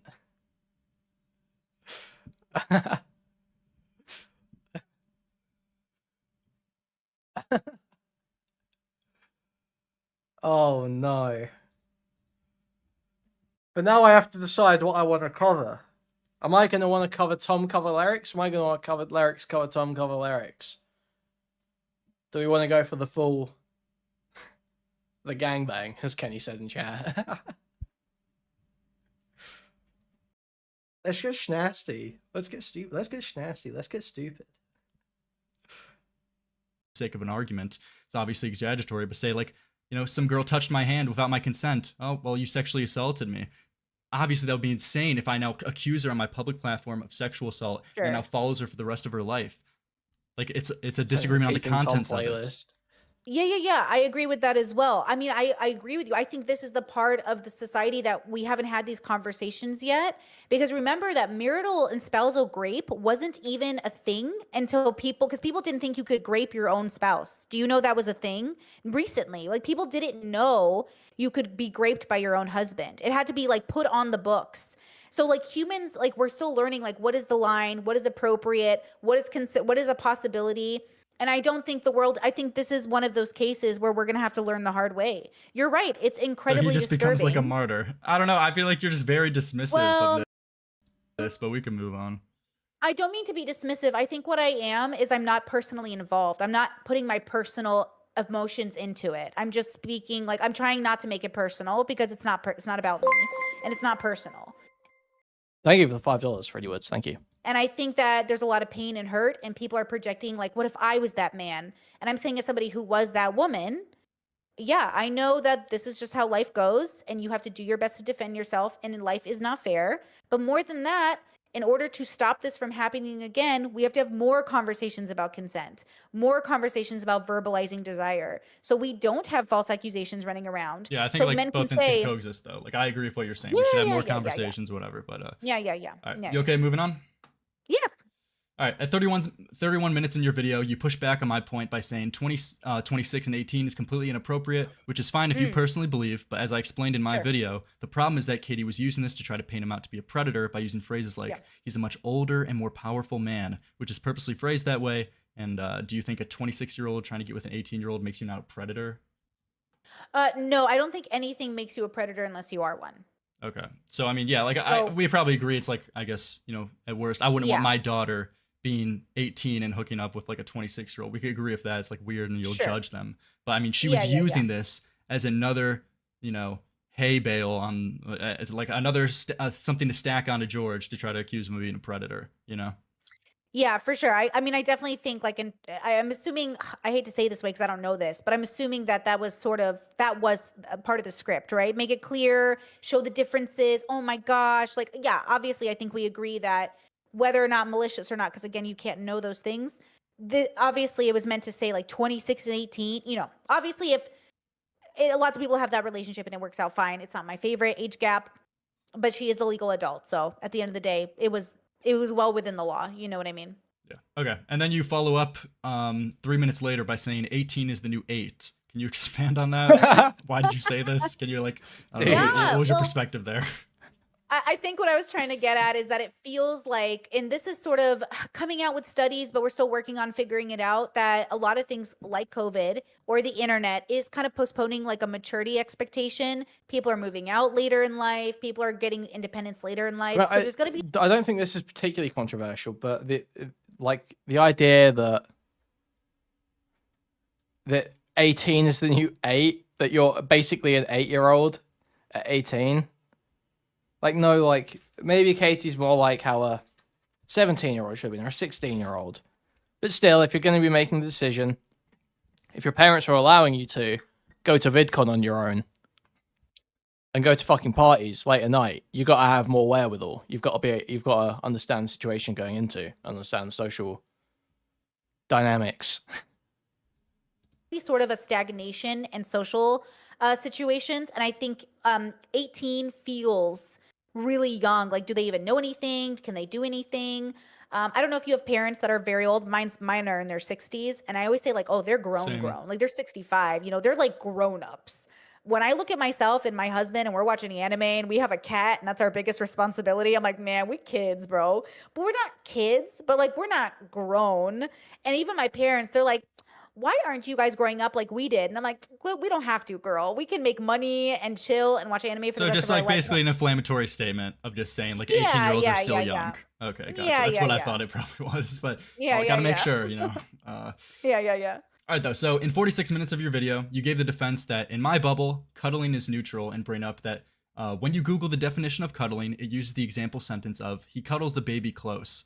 But don't you think the context of Katie and George being both adults of the opposite sex obviously changes the implication of cuddling, though, as opposed to what you do to a baby? Like, you know. Obviously, I'm very into context. So yes, except, and this is, look, again, different lifestyles, different experiences. Yes, but I also know there are contexts that I'm open to it, especially, and I know this might sound like a dismiss, but it really is context.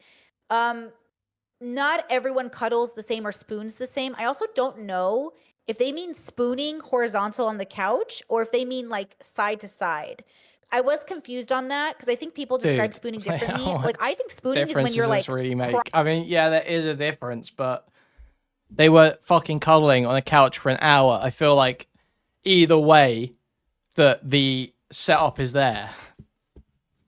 I don't think it makes like a real difference. Crotch to boobs, like crotch to crotch. Or not a decisive difference. Crotch to butt, you know, and chest to back. So sent a clip about this. It's 2 seconds long. Like, I've had like a lot of non-sexual blowjobs. Like, I've had like a lot of non-sexual blowjobs. Okay.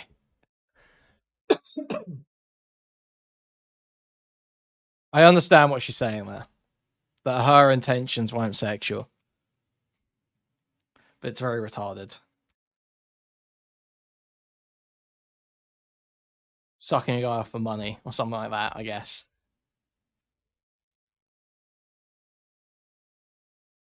She said she was on the couch cuddling and spooning and she was turning towards somebody else. So my brain was like, does she mean that they were on the couch and they were kind of like cuddling?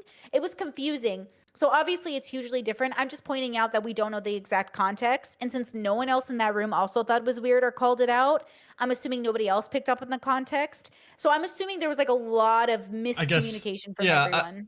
I still disagree that like cuddling is a neutral act and that in Katie's bubble it means nothing. I just personally disagree on that. It could mean, but it's still a sexual act. Yeah, but that's not what she's saying, is it? She's saying it wasn't sexual for her. right?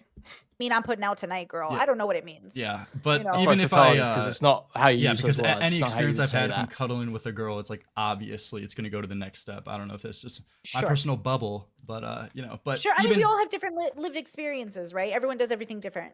okay, yeah, but even if I grant you the sake of that cuddling's a neutral act for the sake of the argument, I mean, Katie also said they were spooning. How do you friendly spoon with someone? I mean, what bubble does yeah, that? that's Like, you know, do you know a bubble that friendly spoons Yeah, someone? I mean, that was all you're explaining all of my 20s, bro. Like you would when friendly you're hanging out spoon with look, other if men you're of the hanging opposite out- sex you're attracted Please stop to? saying bro. Well, I'm Please stop pansexual, saying so bro. everybody, girls, boys, it didn't Oh. matter. But like, think Oh. about it, right? Like you're Oh. D&D, it's late at night, you're all kind of drunk, and you end Oh. up all spooning in bed. Like, I don't know. Was my Dude. 20s just like maybe wild? Do you not think maybe? that's flirtatious though when you're spooning in bed with someone? Wouldn't you like self-admit that that's flirtatious? Okay, here's a question for you, because like I'm also in the queer bubbles mostly, and I'm with a lot of like gay people. Like, we kiss, and we're not even going anywhere with it, girl. Like, Okay. we're in a different world, and so that's what I'm saying is like I don't know how queer her bubble is, and apparently Dream is bisexual. So like they might just be a bunch of queer kids. You know what I mean? Like they might be theater kids. Theater kids be making out. So I don't know. Like I don't know if Well, you, obviously like, are George you and sure- George's buttle, he Mhm. thinks it's more than just friendly cuddling. Well, George obviously, I think. Well, you know, what I just have a tough confuses me time is- believing this because it's such a low percentage. I feel like of people, especially in the States. We're not talking about like different cultures outside, like Well- countries or whatever. People in the States, like Katie's in I'm the States, talking and she about- thinks that really she was just friendly cuddling that night with them.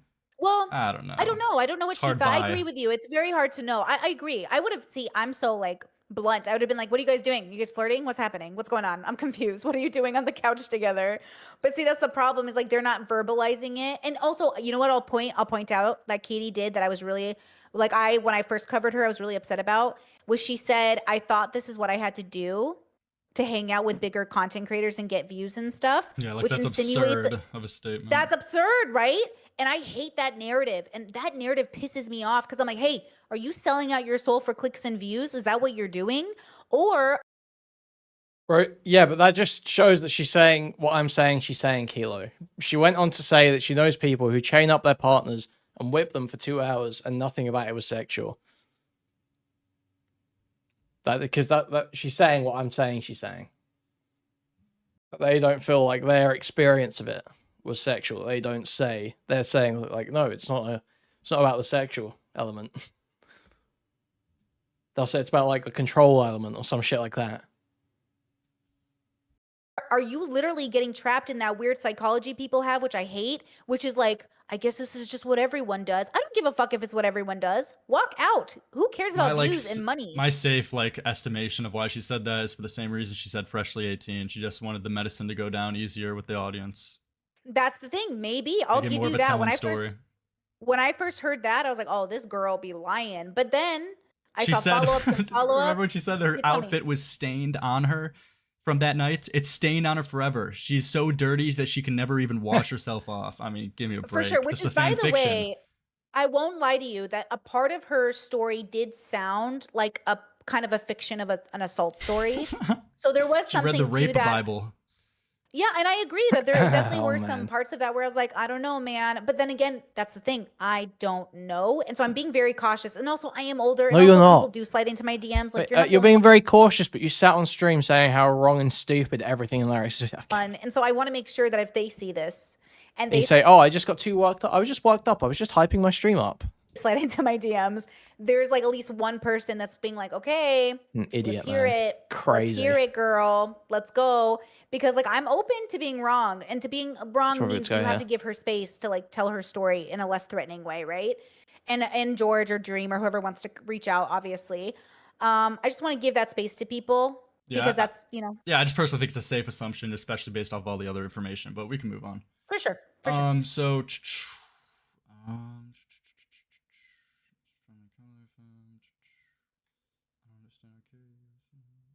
Okay, so at 1:23:28 in your video, you critique me for not listening to the parties involved. And so Dude, it's kind of funny if Tom agrees with lyrics on this, because a lot of the defenses that are being used against the arguments for Katie, I got arguments against Katie, are the defenses he uses for himself. So I mean, So how? Okay, I think we already went over that. We did- we Like, did the go over listening that, yeah. thing.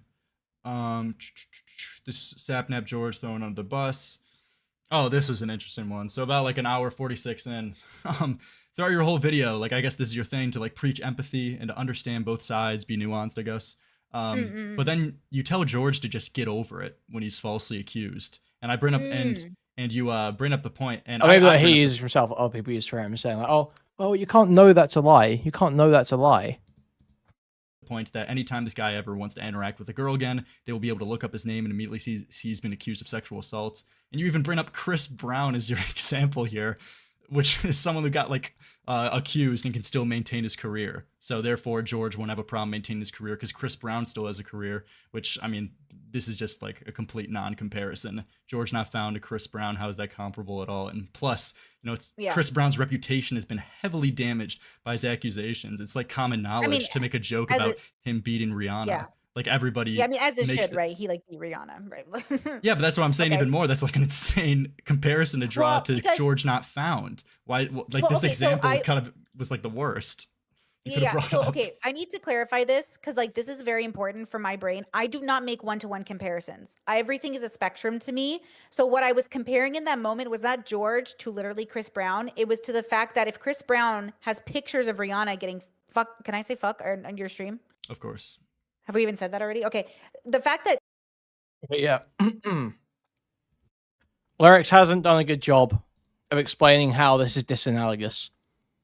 Now she's going to explain the analogy, so Lyrics has to have a counter to this analogy and explain why this is disanalogous.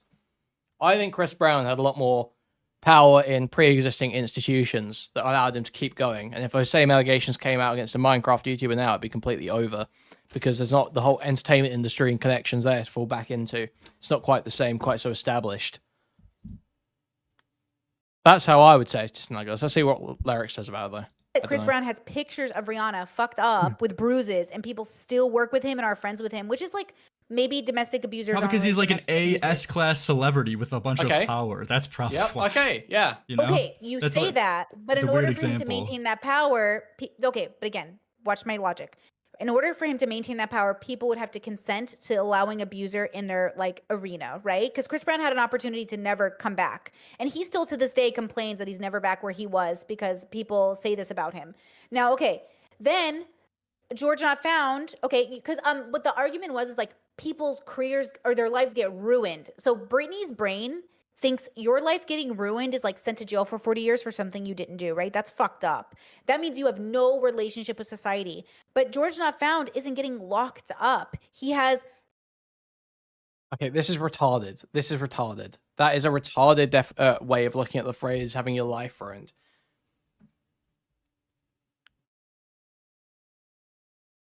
It makes their current life unlivable. They have to have a different life, basically. They can't stay in the position they're in. They have to alter their place in the world completely. That's their life being ruined. access, status. He literally has resources. Okay, he's not locked up. and- Can we agree? Can we come to the common ground that his reputation will forever be heavily damaged? In what capacity do you mean that? Dude. You search up don't the think that guy's my- name, the Wikipedia article he always has will always have allegations, sexual assault. I think that heavily hurts someone's reputation for the rest of their life. I agree that it is going to impact him in some capacity. Yes, I'm not sure to Okay, dude. what degree though, and I think that's probably what we're arguing. Is it You, will you impact- seriously can't bite the bullet on that being essentially framed as a rapist on your Wikipedia page is going to affect things in the future. Even if the allegations are bullshit, the fact that there's a mark of, oh, this guy might be a rapist, that doesn't, okay. impact him. Everything, good or bad, will impact somebody. I'm not You sure. seriously to what can't I'm just concede I'm on just that. curious though, because That's like you give so crazy. much empathy and understanding to Katie, but then when George comes around, you say, "Get over it." When he's falsely Well, accused, like that was a crazy line you said. You gotta admit. For sure. Keep in mind, my first 3 videos were about George, and my 4th video was about Katie. So, because the first 3 videos I made, I'm purely on George's side. Katie's a bitch, all that stuff. And then I was like, okay, let's kind of hone it in. let's try to make this more empathy. So the fourth video I made about them was specifically about Katie. It Fair, was about but still, it doesn't like understanding defend Katie's perspective. like just get over it. I mean, do you Well, like okay, backtrack so- that? I mean, how do you defend that? Yeah. So, okay, this is what I mean. I mean, not George, a consciousness should just get over it. George, the consciousness, should go through therapy and whatever he needs for his support system and reach out to people in his life and move through this process. But George himself will be able to move on from this, meaning he won't need to crucify Katie. He won't need to like, oh, Katie's a bitch and she should go to jail. He'll be able to say, okay, you did a bad thing. We all agree. Let's move on. I have a feeling George is the kind of person, he seems to have the maturity to move on, which is, by the way, incredible. I think very highly of George. That's why I'm giving him this amount of like expectation. Now, maybe that's wrong. I don't mean to put that on him, right? Obviously. But I think so highly of George and the way that he's responded to everything. I think he would genuinely just move on if they could clear the air. I do. I think Katie has less of a chance of admitting fault or misperception if she feels like there's going to be unjust consequences. I think if George was actually the reason, like her and George had the conversation, I think George could move on and Katie would say sorry, and this would genuinely be like a really big growth moment for society. That would be great. But I guess it's just just push back on the main idea. It seems like you have low empathy in that statement, but apparently you have showed empathy in the other statements to just get over it. And like, I mean, we just saw with Dream. Like, I was at college and just random like people I would talk to, they would immediately say, like, I don't know, Dream would come up in a conversation like once in a blue moon, and they would say, oh, isn't that guy like a pedophile groomer? I'm like, whoa. For sure. Like, this is just this guy's reputation with like the average Joe. I mean, that's just facts. I'm pretty sure I've had conversations in real life where people have said Dream's like a groomer. I think I've literally had that conversation. 100%. No. Well, average Joe, that's the problem, right? Okay, well, you get what I mean. It's still to a lot of people. I agree. To a lot of people, that's what he's written off as. And I believe a similar thing might happen to George. I agree. I 100% would be very frustrated if this was. It's frustrating. I'm not in any way saying it's not. I meant it more like in a philosophy sense, like in a after the math sense, like in the most mature sense. This is what adults would do, but in the most mature sense. Obviously, the anger and the hurt and the pain, like I know it's so real. I dealt with it for so many years myself, but once you let go of it, she always has to frame herself as the ascended, mature, educated, above everyone else. It's so disgusting, man. And you move on and you accept like this is life. You've like totally flopped the entire conversation. The idea that you would turn around and say, yeah, my prescription is actually the mature one that's above everyone. You flopped the whole time. You didn't know what the fuck you were talking about. There's so much more to life than holding on to this anger, but I understand it's a process. Like George has the right to be angry. If George came out making a I hate Katie video, like fair. Right? Do I think it's where I would like to see him end up? No, because obviously we want to promote healing. Now, empathy, and I will tell this for your audience especially, not everybody has empathy for all people. So I am not perfect. Nobody is. And so I won't be able to be empathetic with all people. But I think as a person who's been falsely accused, I, out of all people, should know how George feels. And I'm a victim of sexual assault or a grape, however you want to phrase it. And I know that for myself, healing was a part of it. Therapy, philosophy, and making sure you understand that like this is life. Like being human is a very interesting and dangerous thing. And we want a perfect world, but we don't live in that perfect world. And I just don't want to contribute to the best of my ability, though I know I will, to that imperfect world, right? I'm not saying you're a bad person, by the way. I think you're probably a very good person. I just think we disagree on maybe how we come to conclusions. Yeah, I always ask for verbal consent. You don't have to worry about me. I won't end up on the news. You won't see me. All right, though. I think we covered that. Okay, last point. And then if you have any questions, you could do that after this. This is the last thing I got ready for you. Yeah. So, towards the end of your video, you say that George apologized for touching Katie's tits without her consent. Can you show me where he said that? Because from everything I've seen, George apologized for Katie's feelings, and if she feels bad about the interaction, but then defended himself in regards to touching her, explaining how he was given signs and nonverbal consent to touch her. Hence the reason why he explained at the end of his first response that it's okay if she regrets that night, but it's not fair to blame him for regretting the experience. So I think there's just facts wrong on your end, unless you have some new information you want to give to me. Right. Now, I will say, I do not know if he literally touched her boobs. Nobody knows. Well, you said that he apologized for touching her tits without consent. That's just not true. I swear I was putting quotation marks up when I said that. Maybe not, but that's what I have the timestamp. We can look at the timestamp. Okay. even if I didn't, that's what I meant. Like, that's what I'm doing in my stream. I'm like, he touched her tits or whatever. Oh, I feel like I saw. Okay. Like, I'm saying we don't know, but I'm I feel like I saw this. And this was insane. trying to add context to what Katie put in.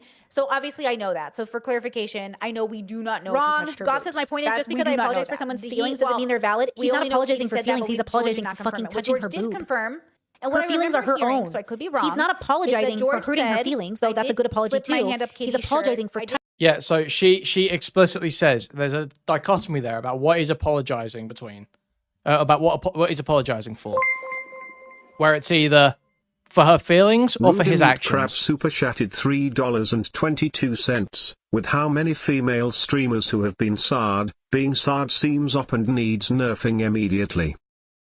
Thank you for the $5. Read by crap. Thank you. Yeah, she's setting up a dichotomy there between apologizing for the feelings, apologizing for the actions, and he apologized for the feelings. He did not explicitly say the action was wrong. touching her without her I won't go consent. into details. I'll let her He's decide apologizing that. for misreading the And situation. so that there's like a maybe I misheard that, but I Touching felt her like without her okay, consent. that's an Because he- insinuation of maybe something more happened, or maybe it was just her stomach, or maybe it was something else. But I'll let George and Katie decide how to mutually tell that story. So now Katie came out with more details. I don't know if she's telling the truth of obviously. But George did say that I'll let Katie kind of tell the details of what happened. And so we're assuming that's what Katie did. What do you think about that? Assuming the details of Katie and what? Like George said, we'll let Katie tell the details if she wants. And so when Katie came out and said Yeah. that he touched her boob, doesn't that kind of infer? We don't know that, but doesn't that kind of mean that that's what happened?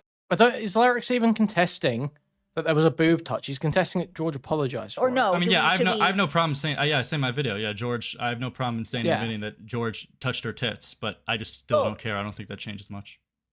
Oh, okay. Yeah, I just think that that's where the miscommunication probably came up, right? And I also do believe in the validity of In asexuality. the not miscommunication that- with you or No. Katie and George? Oh, Are you talking about the quotes thing still and saying that he She's apologized for touching her without her consent, or are you lost. talking about Lost. just Yeah, George he and did Katie?